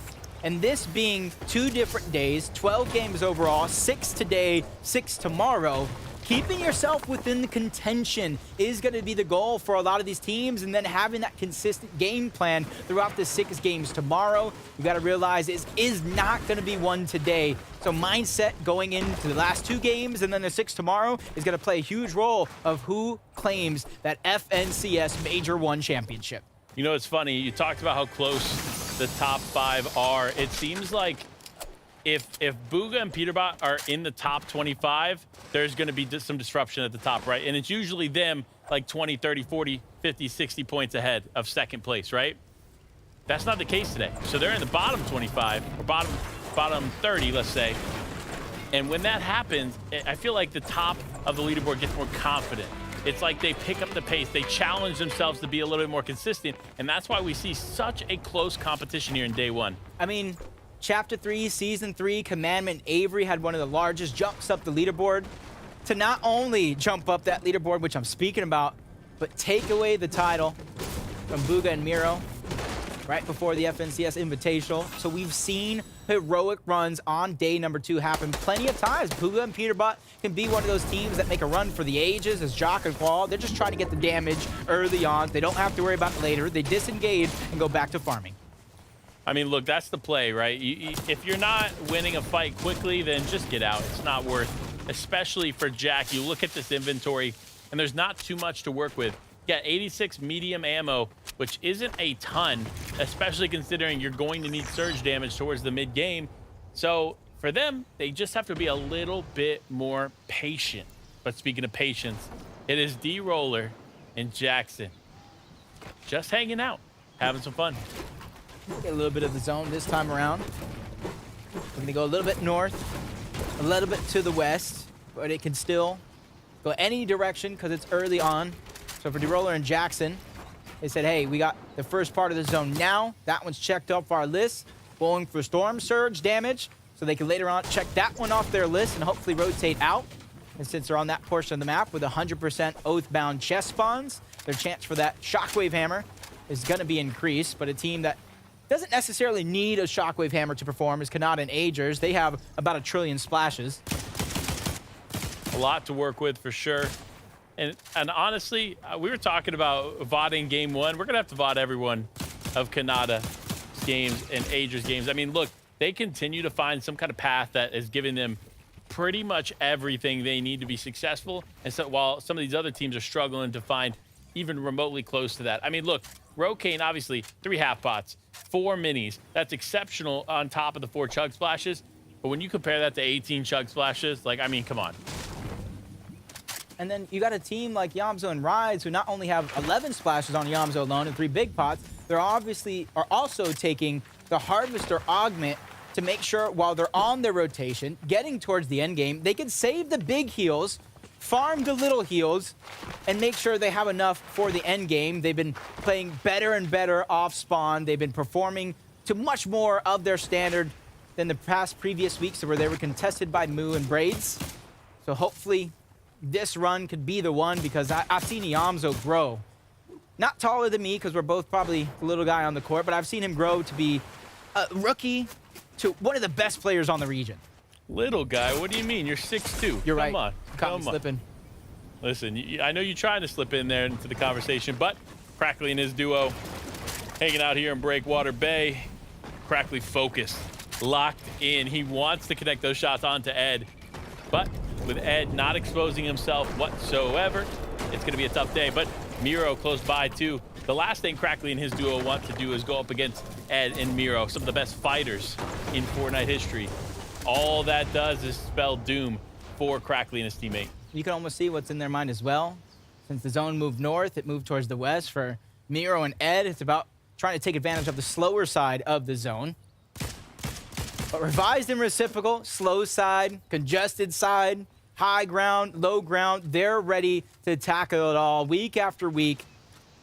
They did not secure the victory royale with height, but they went after it every single time. So it's great to see them kind of mimic their strategy, mimic what they practice, and it worked out for them on the biggest stage of them all, the FNCS Grand Finals. It's all about now consistency for them. They've had their pop-off game. They've had their pop-off performance. Now it's holding on to that top position. Because you got to remember, we've talked about so many things up for grab. The prize money, the Axe of Champions, calling yourself the last NA East FNCS champion. But what about that global championship spot? Yeah, I think we're not talking about that enough because, remember, they're competing for the first ever global championship spot. While some want to take it, they want to make history by taking that first spot, right? Some other players might think, you know what? I want to be top 5, but I don't know that I want to take this spot early because I want to keep competing a little bit on. How about this? Clix and Donnie, man, they have their strategy set up. They have the central position on the map, Anvil Square, and they just try to get the surge on everybody that rotates around them. Nani and Larson, 122 points. A pop-off performance could definitely put them in contention on the day. And that's why you can see them rotating towards the western side. They're trying to go to the least congested, but they run into Yamzo and Rise of all people. TK and Pledge, both of these players at the top of their game here. So if Nani and Larson are trying to make it through, they have their work cut out for him. Even with Larson taking damage, thanks to Danger here, he's at least able to get his HP up. Oh no, Excalibur Rifle on the mark takes out Nani. This is tough, and that just speaks to the power of the Excalibur Rifle. You see the people in the lobby with incredible aim. Those are the ones carrying that power weapon. And I don't think enough teams are putting that in their inventory because genuinely it is a game changer. If you know how to hit your shots like that, you're going to find success here. And that's what TK and Pledge are looking to take advantage of as they're pushing forward, knowing that Larson is a solo player, just trying to take advantage of him any chance that they can. You see him on the edge of this wall, but TK continues to fight forward despite taking a little bit of damage. The fight continues on. I mean, look, for a duo to only take on a solo and still take this much time to take the fight, you have to reevaluate what you're doing. You even see the shots coming in, Quanti and all these other third parties just want to make their life that much harder. But D-Roller and Jackson had such a phenomenal game. Vivid, you have to have some sort of an eye to tell us how their game plan is playing out. Yeah, guys, we're back to those west-ish pulling zones, which is good news for our first-place team right now. Early to set up an early Storm Surge base here, but not only that, able to also start to stack up some of their meds up at the top of their base. Also to note here, they got the Shockwave Hammer and Aerialist to boot as well. So let's see going into game number 5 here if they can hold on to their lead. Thank you, Vivid, for rolling through these facts as we continue on with Chubbs and Bryce. This duo, not necessarily together. I'm actually curious. I see where Chubbs is, but where's Bryce? I mean, I've seen these things happen in that last game with Peterbot and Booga being so separated. Hopefully for them, this plan works out. They're very, very low when it comes to that comfortable feeling of Storm Surge. They're just above it, but they realize how active the lobby can get at the drop of a dime, so they're still hunting, searching for their Surge. Just like Rokane and Joji, 59 below, just a couple of well-placed shots can push them above the threshold, but with nobody peeking, they continue to fall deeper into that hole. Joji just looking to connect shots where he can, and unfortunately not going to be able to find it, as it looks like Bizzle and Blake are going to be able to rotate out of that danger zone, but right into another area that's probably not as safe. It is Kanata and Agers not too far away. And with shots like that landing, you really don't want to be next to them. Yeah, I can see where that almost 1,600 damage came from. Well-placed shots with the red eye. That was possibly a headshot as well. 52 damage from the distance. And then obviously, when this guy gets in a box fight, you know how much he can accumulate that damage at a moment's notice. As Vert trying to put the pressure on both Pump and Trashy, getting them to expend their box. Use a couple more resources than they wanted to, but safety is going to be a key, like a team like this, especially one that's so high up on the leaderboard. With everybody performing to such a high level, all it takes is one misstep, one bad game to really set you below everybody else. And you see the pressure from the distance. They're not the only ones. So many teams really wanted to end this run of a duo that's just living at the edge. Yeah, look, honestly, for players like Trashy and Pump, they're kind of set up in an interesting spot. You know, they're where I would want to be if I needed surge tags, but because of the way that Walkers and Vert built up above them, it's not safe. all it takes is Walker's and Vert decide, you know what?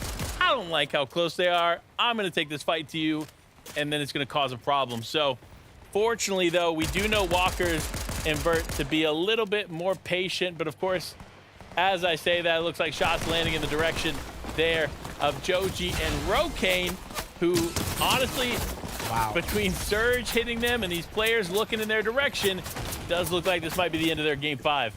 That was a miracle find for Rokane to catch another team slipping, but that feeling of comfortability is going right out the window. Only 11 damage above the threshold. Big Bush bomb down. Bush Warrior trying to do its thing, but now Storm Surge ticking in. 13 below. Out of heals, out of time. They gotta go, but they're so far out and away from everybody else. 13 damage might seem like a minute amount, but it's gonna be so tough to get. They spot Glaze trying to jellyfish his way back into the game, and that is an opportunity that is perfectly grabbed by Rokane and Joji. Not only do they get the elimination, they get above Storm Surge, but they get all those jellyfish. High risk, high reward play, and it plays out for them in such a huge way. But for Sphinx, he's going to go wall to wall with Crackley. It looks like he's got Crackley's teammate down here, but Sphinx looking to finish this off with a solid E-limp. Now back with his teammate Shadow 1X. Playing together, they can easily pick this up, but no, it does look like Crackley might be able to get the revive here as his teammate is not too far ahead. Yeah, you can even see in the mini-map, player that's down has a couple of shockwave hammers trying to close the distance. Looked like it might have been Duke and Masterclass. Haven't seen them in quite a while, but you got to imagine that off-spawn battle was a disengage against Yamzo and Rise, just to switch up altogether. They realize we cannot keep doing what isn't working, but the shots coming in, they're trying to build themselves out, build themselves a little bit of a house right here, so that way they can spread themselves and be harder targets for anybody to try to take advantage of. And you even see the distance, the battle between Trashy and Pump. Walker's Avert is still going on at the highest position on the map. Yeah, I mean, look, battles are taking place across this map, and so much is taking place here, even for Dukes and Masterclass, going up against Crazy GG and Playify. Crazy GG honestly had some pretty highlight-worthy moments there in the first 3 weeks, so to see them struggling a little bit in day 1 makes you think they're going to come back at day 2, but a team that really needs to come back here when it comes to day 2 is Peterbot and Booga finding a huge elimination onto Phazo. Yeah, a great find. And a great switch up overall, not separating themselves, making sure that they are able to adapt, realize the mistakes they made throughout the first 4 games, and change things up where needed. Even though there's some elevation between the two, they're making sure that they can kind of get to each other sooner rather than later. And you can see no shockwave hammer, big bush bomb, probably using the augment to trade off damage. Monk and User, we've seen them qualify through Surge Week, only 35 above the damage threshold. They realize that's just a lone solo above them. So they want to try to take advantage while they can before they're forced to rotate in about 30 seconds. Yeah, as soon as they're forced to move, they're going to have to do something fast. But for Desert Monk here, he's just pushing away. He's pushing up against this team. He's not going to let them get too far away. And it is actually Stacky and his teammate. But if Stacky's not careful, he's going to be able to convert this into an elimination in their favor as they continue to drop on. Look, again, another example of a 2v1 situation taking way too long for my liking, especially considering they're the only team fighting this far out in the zone. All it takes is one of these other teams that are already situated in place where they need to be to start looking in your direction, and unfortunately, you're out. Stacky's gonna live to tell the tale, but Monk's just probably trying to have a little bit of a sneak attack, but in comes in the pressure from the users. Moo and Braids are one of those teams we've seen contest the Yamzo and Rise week after week to get to this point. They get taken down by a combination of Muzz, Degen, and Surge, but Muzz goes down trying to get the Shockwave Hammer. So it's all going to be up to Degen. A lot of players making those risky plays to try to get as many points as possible in the last 2 games. I mean, look, risky is the best word for it because some of those plays, while we tune in a little bit late, they have some merit. And it obviously makes sense. But again, we talked about high risk, high reward before. Sometimes it works out and sometimes it doesn't. See Monk just popping that slurp juice, making sure that if he gets tagged up on the rotation, he's instantly starting to regain as much HP and shields as possible. Just staggering himself back, making sure it's safe to rotate. Rise and Yamzo They set themselves up quite nicely. 417 above the damage threshold. 2 different variations of splashes, including the Chili Chug splash, to make sure that even if they might not have a Shockwave Hammer, they could still make quick rotation after quick rotation to stay ahead of the game. And quick rotations indeed, as players like Crackly here just try to push these players away. They're situated. They know that if they tag them, it'll force these players to divert in a different direction, not cause any kind of threat to them.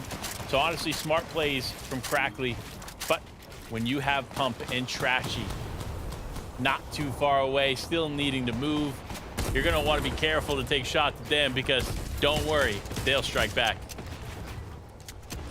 Not an Ager. A few clicks away from the zone.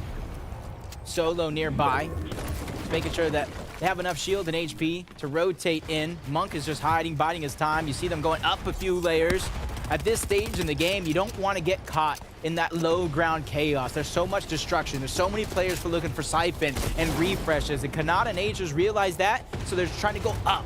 Even though they're not in zone, they're just trying to gather the information before they make their next rotation. Yeah, I mean, look, so many players are going to need to reevaluate what they're doing. But one team that has reevaluated and is now finding success in the later half of all this is Bugha and Peterbot. While the story started today as they were going to be the champions, they've struggled, they've faced adversity, and it looks like they're finally starting to overcome said adversity, because they're making it into the end game.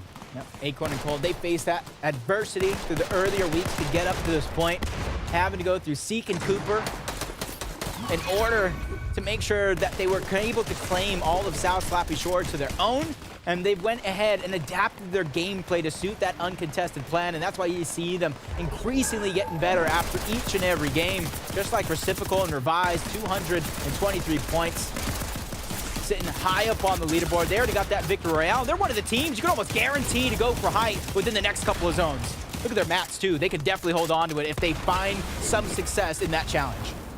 I mean, remember, we saw them win a game from 6th zone from the high ground. So it's definitely possible for them to do, especially with teams like Hound and Aiden down below. I mean, look, if I'm Reciprocal and Revise, I don't want to be dealing with the hammers that they have at play here down low. So it might be the best play just for them to go up. But Trashy now does end up losing Pump here early. This is not a good look here for one of these top teams.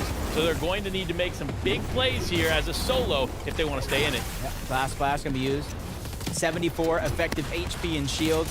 No medium ammo at that. It's gonna be a one-weapon show for Trashy. And he's gonna be hoping for somebody to get caught slipping. That way he can take advantage, but the pressure has been turned onto him, trying to stabilize himself, using what little resources he has left before he shockwaves himself once more to the front side of zone. This is where he needs to look back and try to find the refresh while all that chaos is going down. You got Acorn and Cold, who have the high ground, and Reciprocal is right there, one layer below. You love to see it. Look, honestly, with Clicks and Donnie on low, Acorn and Cold on high, this is going to be the comeback story of the ages here in the second half of this competition as Kanata and Agers find themselves to the front of zone. Yep, it's going to be an opportunity for them, not only to take advantage, look back, and try to take down teams overall, but bumping up placement after placement to get themselves a top spot on the leaderboard. They box up a player. That's going to be Duke, who goes down altogether, but Kanata, the trade is there. He is under siege. He gets dropped as well. Now it's all up to Agers, but all the heals, all the splashes were on Kanata. This is a huge trade, to say the least. Will this player be able to pick up the splashes off Kanata? If not, Agers can get it, but no, Agers cannot get those much-needed resources to stay in this, so he's going to have to work with what he has. Can he survive here as the game continues, though? Jack and Qua on the low ground, looking to press forward. You see him going for a team, unfortunately not going to be able to convert that. However, with Peterbot and Bugha close by, this could be a quick and easy game for them. They can rise with a solo, dropping to the low ground, but in comes Yam, so they reunite when you need it most. Acorn going ahead and holding on to the high ground with Cold. Agers living with just a sliver of HP, box to box, right next to Noxie as well. Peterbot on your right side, under pressure as well. Good thing he has Bugha to back him up, buying him time to regenerate as much shield, as much HP as possible. They realize these last two games mean so much, and they find elimination and a huge siphon to keep themselves moving.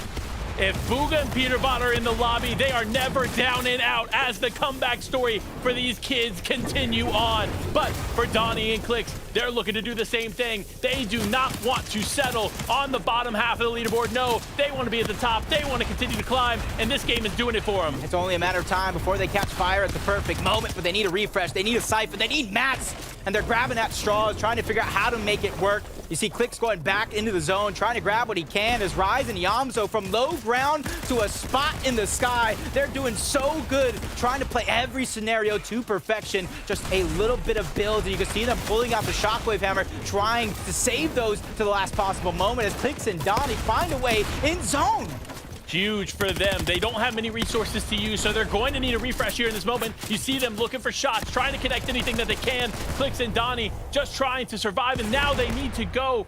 Well, actually, they don't need to go up. It's other players needing to go up, and anybody that gets trapped by this elevation is unfortunately going to go down. The one game, I don't talk about the different elevations. It's probably one of the most drastic for everybody in the lobby as Rise living with 10 HP. Clicks losing Donnie, trying to live as a solo. Every point here means so much as we're in our final 3 teams with Acorn and Cold holding on to the high ground. Clicks trying to cause destruction and madness, but he gets spotted out of position. That's Cold, who lands a crucial shot, going for the piece control, causing everything to come crumbling down for Clicks and Cold, and it ends up with the last 2 teams remaining. I said it at the beginning of this FNCS season. I said Acorn and Cold were going to be the team to take it all, and they're doing just that. High ground, they got it.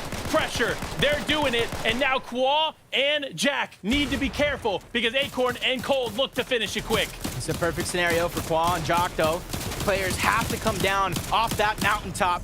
And Cold is trying to put the pressure before they're forced to drop ultimate low. Not very many builds left. Shockwave Hammer trying to bring this game to a close. Cold takes about 75 damage out of zone, in zone. He's trying to do all he can. Now it's Acorn's turn to finish the job. 15 eliminations. This team is looking to take the FNCS by storm. I am almost positive that that is a record-breaking performance there from Acorn and Cold.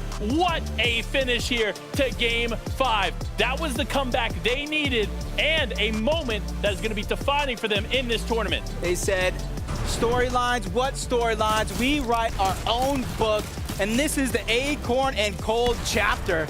We knew how good Acorn is, finding so many eliminations, getting into the double digits along with Cold. These guys are looking like they're going to take it all. These are the moments, Panda, that we look for. These small moments in Game 5 where you build the momentum when there's only a few games left. They realized where they're at in the leaderboard. It wasn't first, and you know what they did? Popped themselves right back up.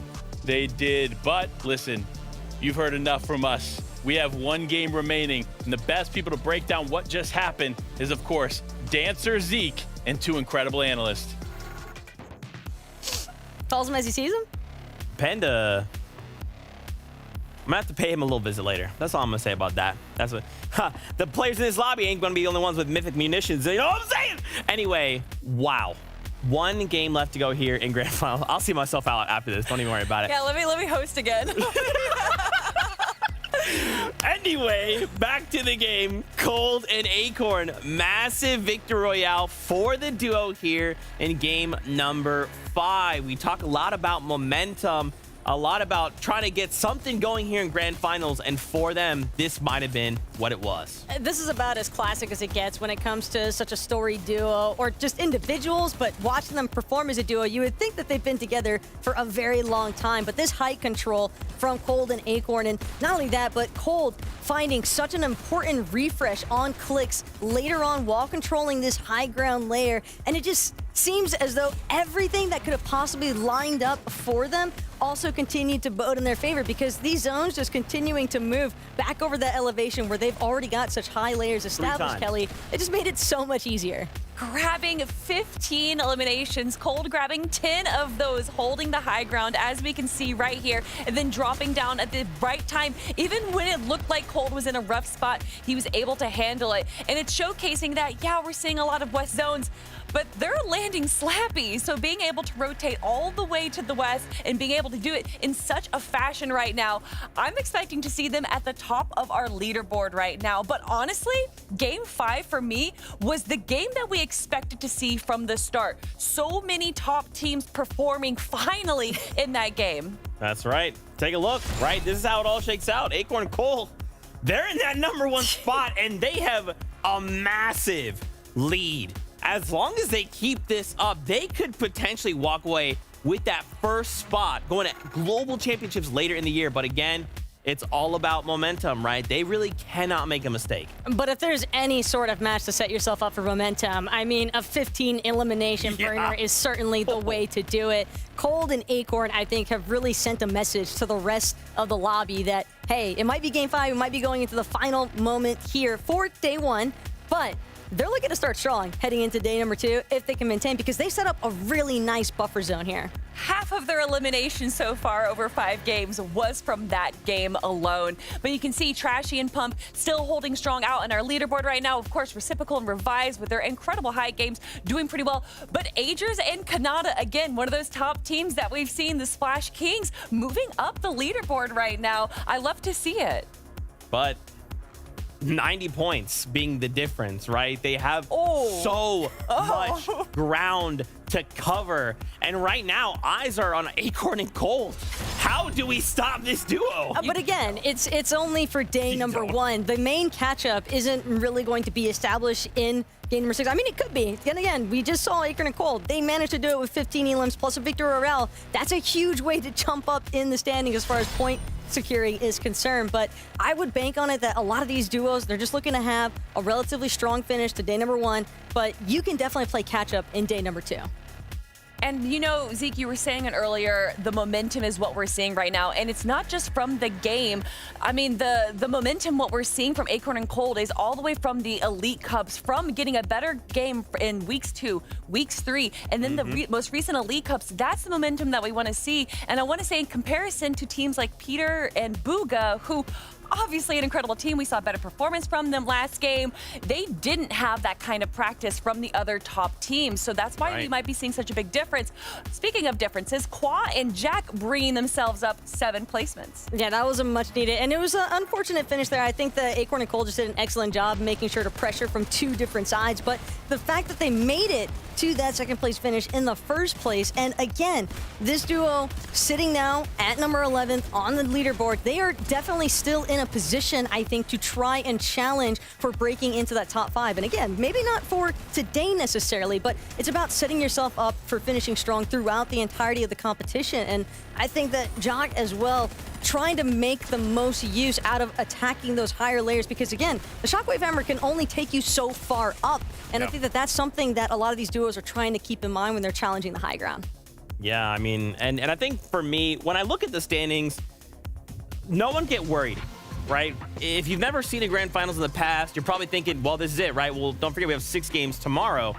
And some of these duos, that's all they're thinking about. Day 2, it's going to be a different story. These duos are going to come back stronger than they were in day 1. Oh, yeah. We've seen it time and time again, a team performing poorly in day 1 and then doing a lot better in day 2. But if you're not in the top 10, maybe top 15 right now in day 1, it might not be that good for you.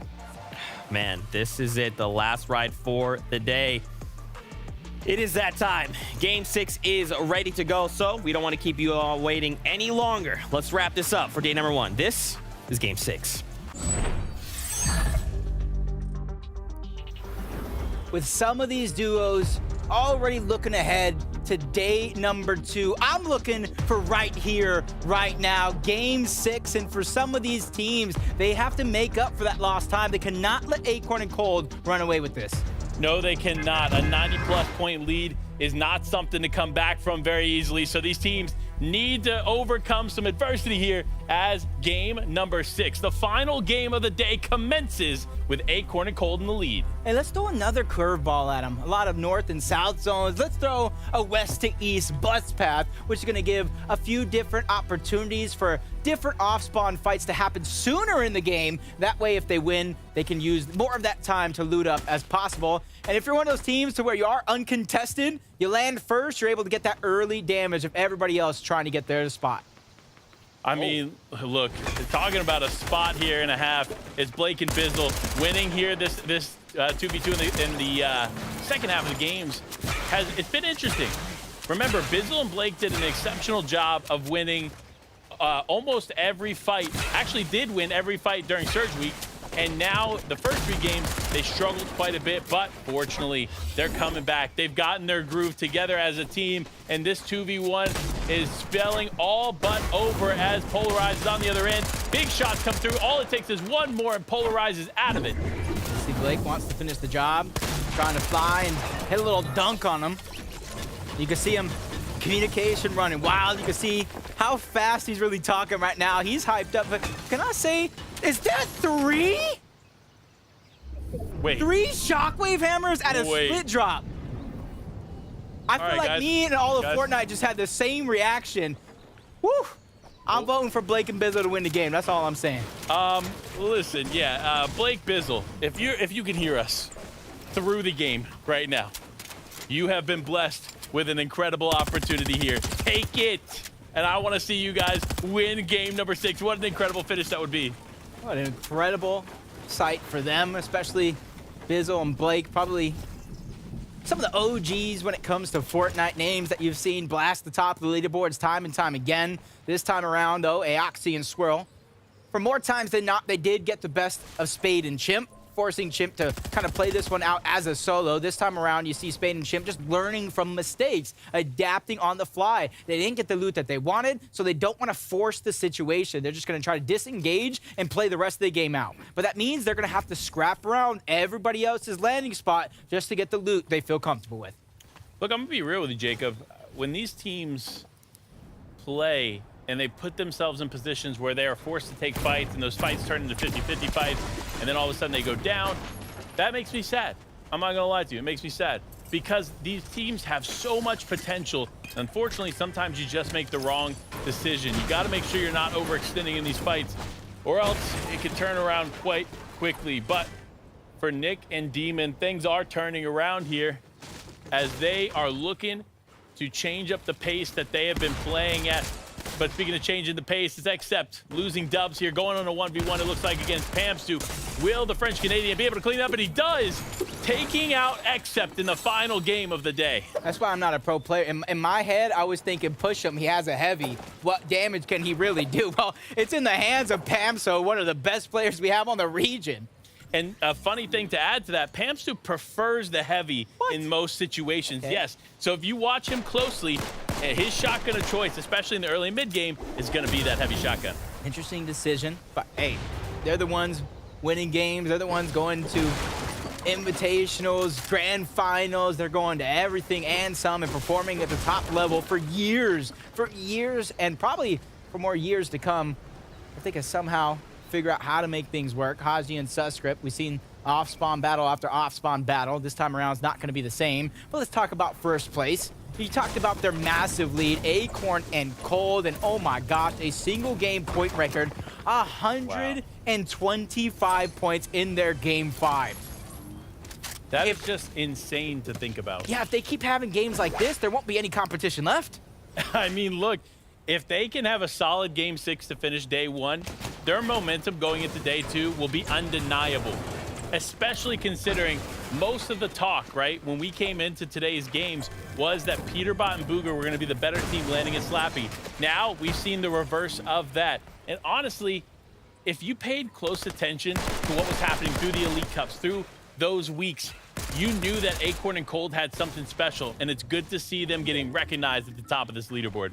Yep, and you can see Pamsu and Fatch getting that reboot off, reuniting. And you see Aoxy and Swirl. Immediately, they got that damage onto Pamsu and Fatch. They didn't have that off-spawn fight like they usually do against Chip and Spade, so they had to get their surge elsewhere, and they're immediately trying to adapt and suit their situation to kind of match, get their surge, keep things moving. Reciprocal and Revised, the team that, honestly, so proud of this team and how they've been progressing each and every FNCS, each and every game.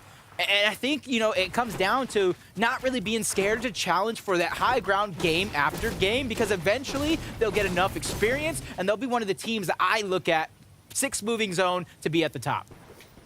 Revise and Reciprocal have been 2 individual players who, through thick and thin, have continued to find success behind the shadows, right? Again, not typically the teams we're talking about in the beginning, but we need to start. We need to start now. because this team is showing something extremely special to us here in the first day of the grand finals. Another team showing us something special. It's, of course, Pump and Trashy. This duo, when you think about it on paper, right? Pump, one of the most incredible fraggers. Trashy, one of the most incredible fighters in general. Putting them together, I mean, it's just insane potential, and we're seeing it unfold here in day one. Yeah, it's sometimes you gotta be able to live up to said potential. But from one fight in their POI to going against Jock and Qual, Okus was able to get a knock onto one before going down altogether. His whole team right back to the lobby, and you can see Monk and Yuz are there trying to clean up the scraps. Even though that wasn't necessarily their elimination, it is their loot now. They're saying my loot now. Oh my! And they turn it around. Oh. And Qua is gonna go out as User and Monk cleaned it up here in the final moments. I was hoping, just as a caster, I was hoping he was gonna turn and burn and light the world on fire there for that moment. But there's only so much pressure one person can handle. He goes down altogether. D-Roller and Jackson coming off of a high right now. They already had a victory royale under their belt. And so they're just trying to keep themselves in contention as close to the top of the leaderboard as possible, so that way they can have another phenomenal 6 games tomorrow and hopefully take home that Axe of Champions. I mean, that's what it's about, right? The Axe of Champions, incredible prize money, and of course, their ticket to the Global Championships at the end of the year in Denmark. So much can happen for these players, so much on the line. It's just a matter of who's going to be able to take it here in the first grand finals of 2023. But Pump and Trashy on par and on trend to do that. They are legitimately probably the strongest team to challenge Acorn and Cole. But another team that could be a challenge is, of course, TK and his teammate. And who better to break down what TK's got going on than Vivid himself? Yeah, of course, TK started the day out very, very strong. All spawn, though, not looking too good, but TK was on a mission. Shockwave hammering out, lands right in the boat to make sure that he can make his way over towards the reboot van to pick his teammate back up. Now, of course, these reboot games are very, very tough to place high. In fact, this season, we just recently had the best placing game, second place out of Miro and Ed earlier this series. So we'll have to see if TK can follow up that performance. Another masterclass from Vivid himself. Make sure you guys at home are really taking notes from what a lot of our analysts on the day are speaking, because they're speaking nothing but facts. They're really trying to set us all up for success by using the games in front of us as a blueprint. Yeah, the blueprint is there, but will these players be able to act on said blueprint? That's the question, especially for a team like Bryce and Chubbs here, who find themselves doing big things. So much on the table for them. However, anything can change in a matter of seconds, but looking at that inventory, I don't think it's going to happen in Game 6. I forget whose chat I was saying it in. I was like, yo, we're going to have at least 2 northeast zones on the day. We're maybe throw in 1 southwest zone. I didn't call all 6, but I at least did call 3 of them, because this one, we got a little bit of a north pull, a little bit of an eastern pull as well. And for Booga, Peterbot, Cold, and Acorn, honestly, they have all the position in the world. Just like Chubbs and Bryce are trying to grab that position. One of the teams that landing a little bit of south where the zone actually is. They're trying to use timing on their side. Get there first, hold everybody else out. Smart play on their part, but looking at the way the zone's playing out here, I'm going to want to run towards Brutal Bashing, because it does look like it probably is going to continue to pull north as the zone continues to present itself. Eom Zone Rise also presenting a challenge here for Kanata and Aegis there in the distance. Eom Zone and Rise potentially looking to challenge them. They want to take this fight. You see them pressing towards Kanata, potentially looking for some shots there. But Aegis looming close by. I don't know. This is not a fight I'd be willing to take. Yeah, I wouldn't want to take it either. You want to make sure you do your best, even though you have all that confidence in the world to fight anybody here in this lobby. It's a game to be the last team standing. You don't want to put yourself in a position to get 3rd and 4th party. It's something you didn't put your money on happening, but you know the possibility is always going to be there. As they too, you see them at the edge of zone. I already talked about it, pulling a little bit toward the north, so they have a chance here, if they don't like where they're at on Surge, to continue to fire back on everybody else in the lobby. I mean, look, the shots are raining in heavy here in this game. So many teams already out here in the second zone, but still more teams need to go down before Surge is no longer a factor for a lot of these players. But remember, there it is, of course, as I mentioned, it's Surge popping up here. TK and Pledge. Will the reboot onto Pledge be effective here in this fight? Yeah, that's going to be the question we ask ourselves. Vivid talked about the reboot, the chances for success, and what happens with the loot. But one thing that's glaring down at all of us, staring us back in the face, is 320 below the damage threshold. You go down, you're not able to farm, you're not able to get the Storm Surge tags, you put yourself back up against the wall, forced to make plays like this happen because it's more than just 335. You better hope those players that you're fighting up against have full shield and HP, which it does look like they do for the most part, about 375, so it'll barely put them above if they get each and every shot. Yeah, and every shot's going to count here as the zone's pulling in, and it's pulling far, so they need to start moving. They cannot afford to take this fight for long, so that's why Pledge diving in. He realizes they do not have much time left, especially with the lack of mobility in the inventory. They're going to have to convert some of these eliminations quick, or at least get some damage onto these players. And you got to imagine with all the resources they're expending and using right now, it's almost all or nothing. But the team gets right in front. Hound goes down to Spade. And hopefully they saw that in the elimination feed. This could be their perfect opportunity to try to clean it up, but in comes Chimp, in comes Spade as well. They want to finish what they started. So for Pledge and TK, this is a phenomenal and huge moment for the rest of their game. Zero chance going off, giving him the ability from the 0-point augment, trying to close the distance, get into the box, but he gets denied on that first try. And now with Storm Surge playing a role, him getting ticked down to the zone itself, timing is of the essence.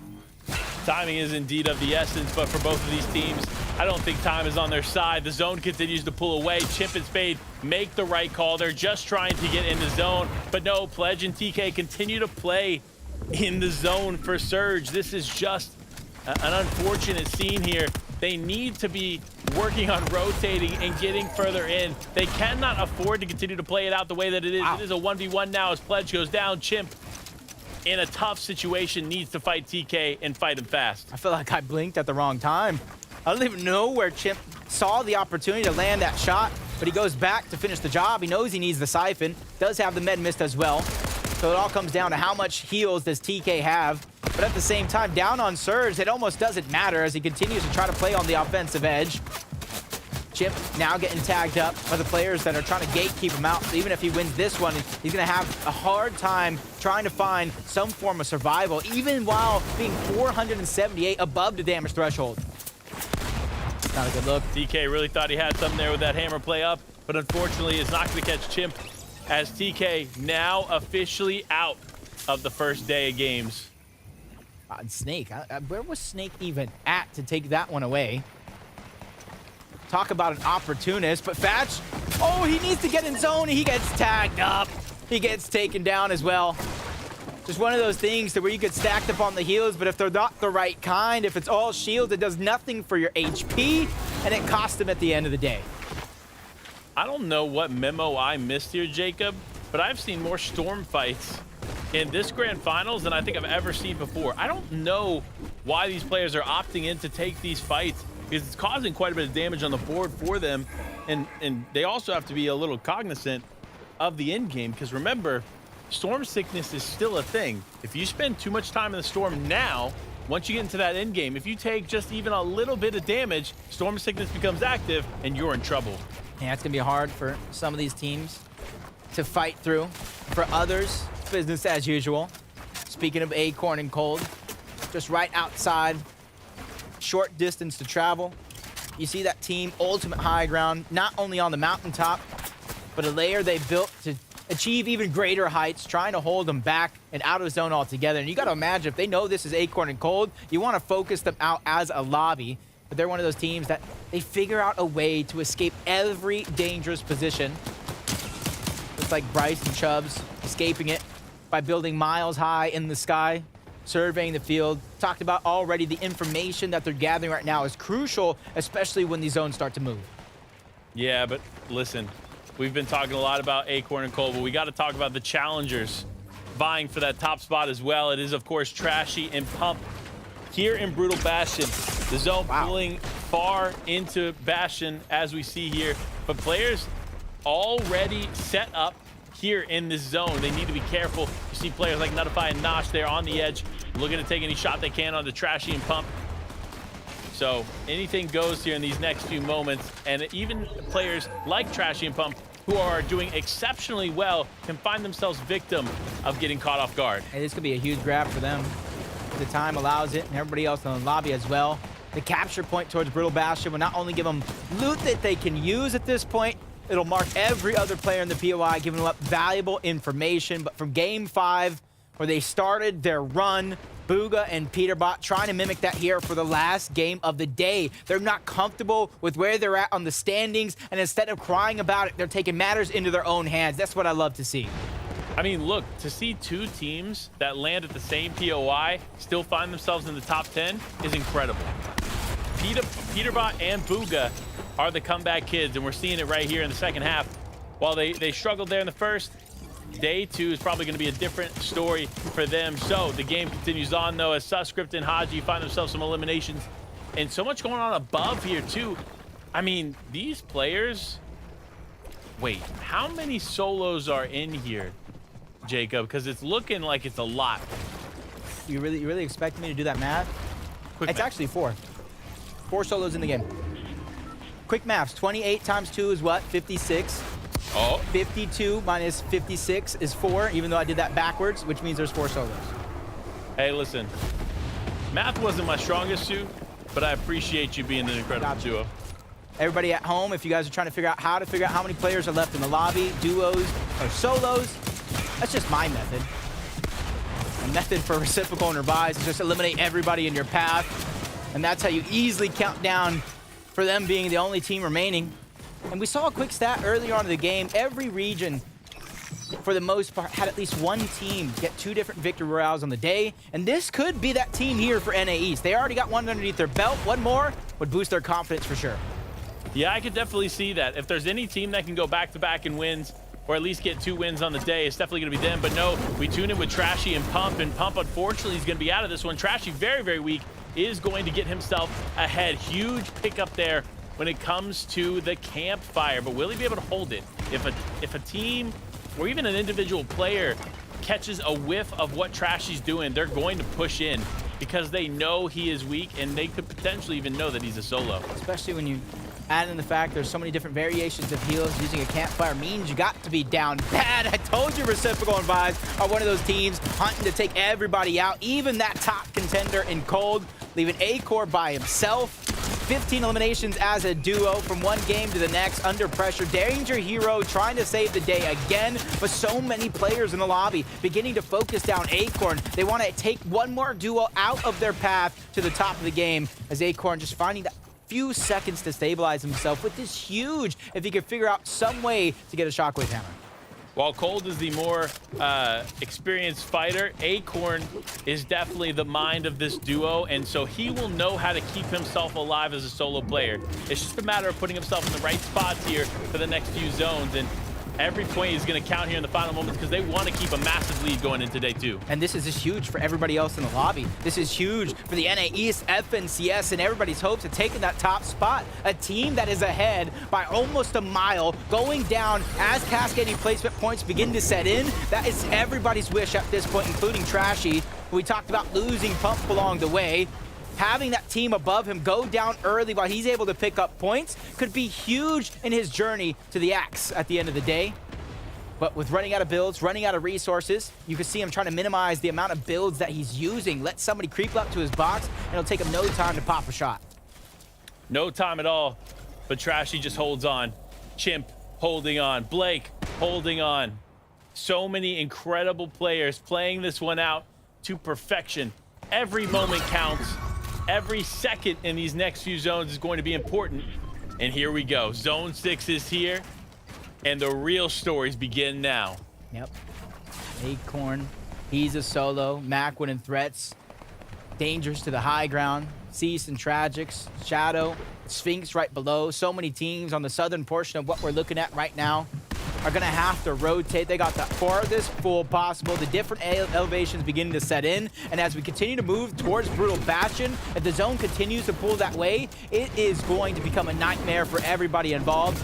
as Yamzo and Rise staggering themselves, biding their time. They don't have resources. They don't have mobility to get themselves to the front side of zone. So right here is a big moment. Rise gets a huge amount of damage chunked off. Trashy the same, living with just 52 HP, box to box, trying to get the piece control to go through. But that's Acorn who's living to tell the tale. Big Bush Bomb coming down. That is one way to save the day, but it only buys him a couple of seconds at that before Trashy strikes again. And that's huge for Trashy. Remember, second place takes out first place. So that's going to be massive for them. Now, the story has flipped. Bugha is down and out, meaning that Peterbot is the solo left here in game number 6. Will he be able to hold on? That's the question. Remember, he's aggressive. He can connect those shots. And for him, he's looking to do anything he can to put some points on the board. Imagine how everybody feels right now with first place down and out. It probably puts a different type of pressure that they weren't expecting, but Miro sliding a little too far, taking too much damage than he wanted at that moment. Trashy the same, running out of his med miss. He has to go, but he gets taken down. The top of the leaderboard is opening up. It's anybody's for the taking, and Peterbot is trying to do the same. Move up those placings so that way they can have a phenomenal day tomorrow and possibly take it all. It all comes down to this. Who's going to be taking day number 1 here as we finish off strong? Reciprocal, Revised, doing a good job here, staying alive, staying in it, and looks like not quite getting an elimination on the board, but no, Revised is out. Reciprocal, now a solo player, needs to hold it down. See the zone pulling down towards the south yet again. This is going to be a lifesaver for everybody who doesn't have resources. It's going to be a little bit of a smoother sailing landscape for everybody involved as User using the Shadow Bomb to get to the front side of zone. Perfectly using those augments to suit the situation, especially since he lost a Vive. It's all on his shoulders. All down to this, these solo players just trying to hold on. Getting any points in camp, but Peterbot is now out. Vert going to be able to pick that one up as Kanata and Agers, a single duo left here on the low ground. So many other teams in this still. Can Kanata and Agers hold the front of zone? See threats using the Falcon Scout, trying to let him know where everybody's positioned at. Doesn't want to get high ground snuck away from him at the last moment as Kanata finds Bizzle slipping. Along with Blake, that's a full duo out and gone. 8 more points to their total as continue to move up the leaderboard. This is a historic weekend for Kanata. Probably one of the best players in the game yet to win a championship. This could be his first. This could be it. Will he continue to climb the leaderboard? Vert also as a solo player, looking to connect any shot that he can. You see Users on the other side of that box right there, looming close by. Kanata, another huge knock there onto Bryce and the refresh he's going to need. That was a huge find at a huge moment. Now if he can find a couple more seconds, mini, big pot, make sure that he's at the top of his game, and it's going to come down to Threats and Macwood having the high ground. User still trying to play the outside along with Chubbs, staggering himself back. Everything is going to be used here, but as the zone pulls farther and farther away, he doesn't have a shockwave hammer, so he has to go. He has to go, and he has to go now. He cannot afford to spend too much time there in the Storm. Same thing for Kanata, though, as he keeps finding himself pushed in and out of Storm, but Agers still in this. No, as I say it, Agers goes down. Kanata weak here, challenging for the low ground. Will he be able to hold it down? No, struggling. He still finds himself outside of Storm, and it is all over in game number 6 for him. Their run has come to an end. Shadows has just begun. 5 eliminations for him. 8 total as a team. They're trying to make sure this magic happens. This is one of those teams that I've seen in the Elite Cups solidify a 1v2. Shadow himself taking out Quan Jock. Can they mimic it here? They're one of the only duos remaining on the low ground, while Macwood and Threads, they have the high ground, and Shadows gets knocked down. He gets set down to the farthest you could possibly go on the low ground. 1v2 here to end the game. It's all up to Rapid with the world on his shoulders, going against a team who's not only been here before, but has solidified game win after game win with high ground.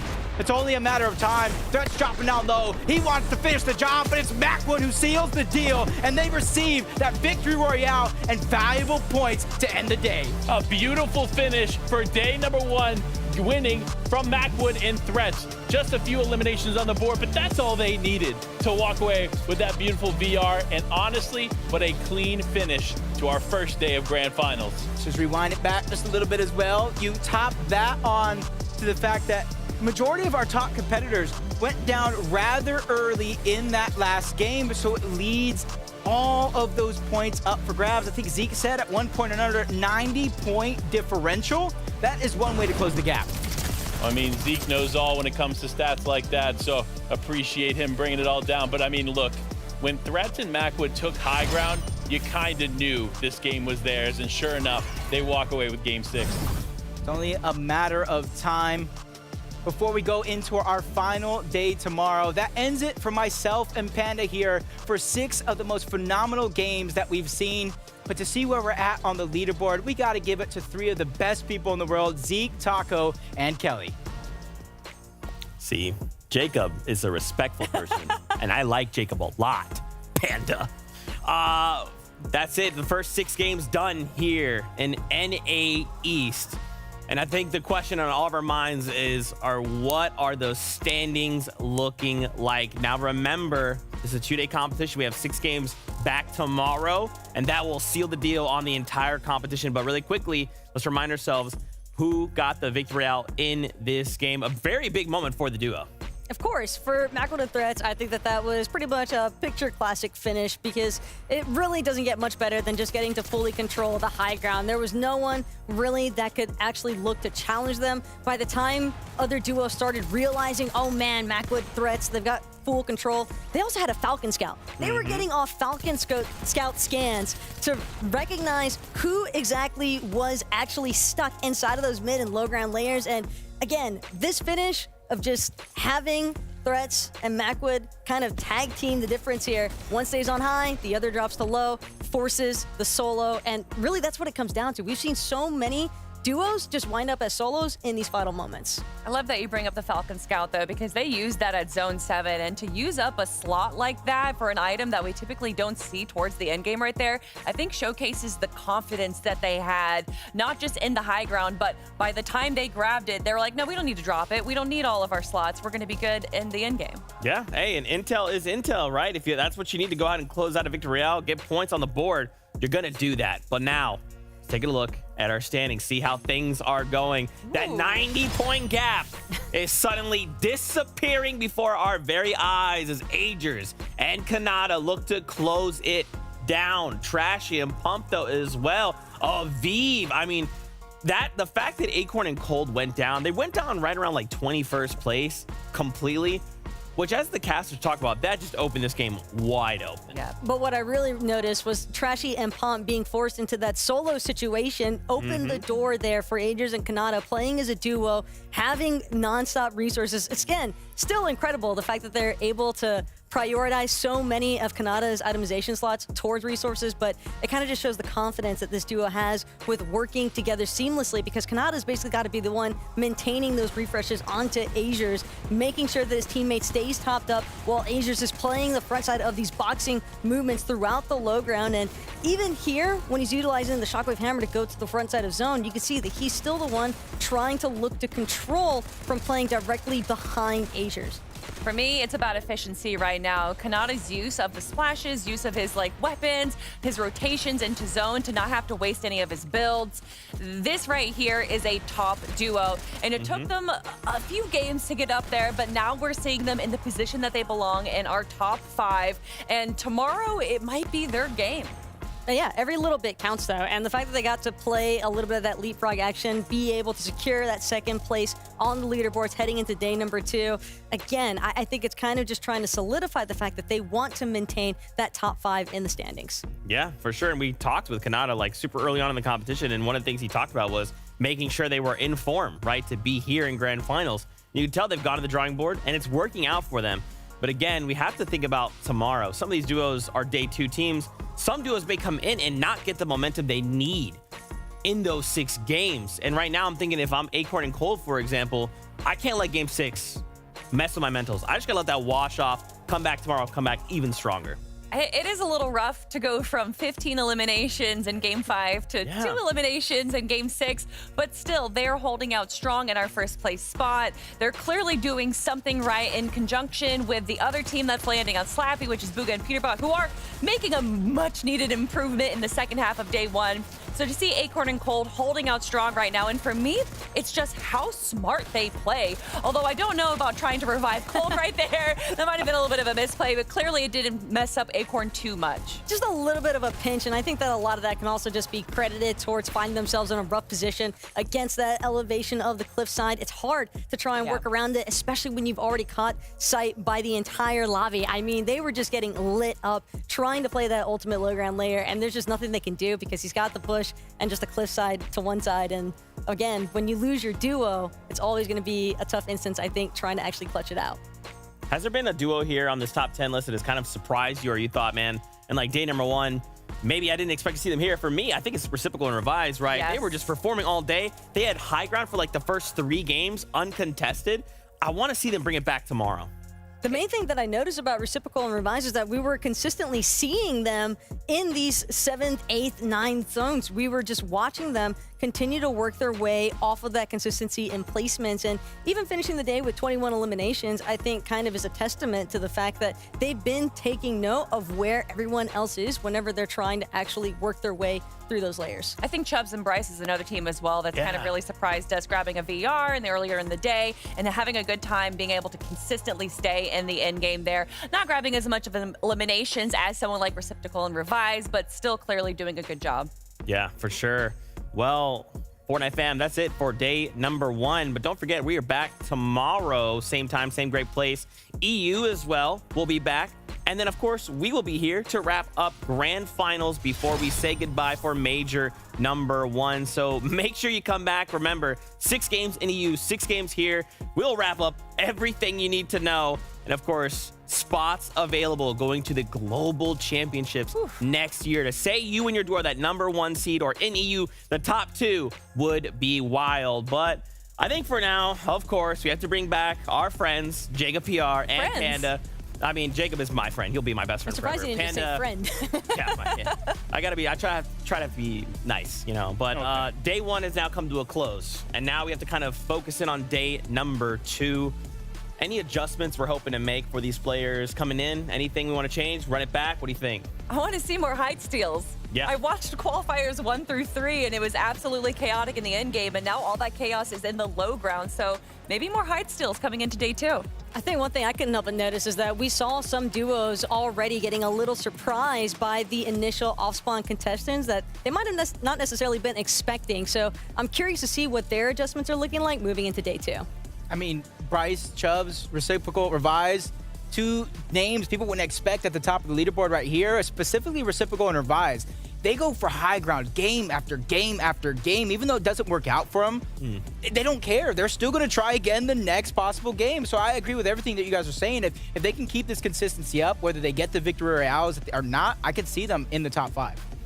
Look, I said it in Surge Week, and I got looks from some of the people on stage. I said Peterbot and Booga were not going to be the team that we anticipated going into the week. However, I'm starting to change my mind a bit. Okay. Because the way they played out the second half of that competition shows me that they have what it takes to come back. So you can't count them out yet.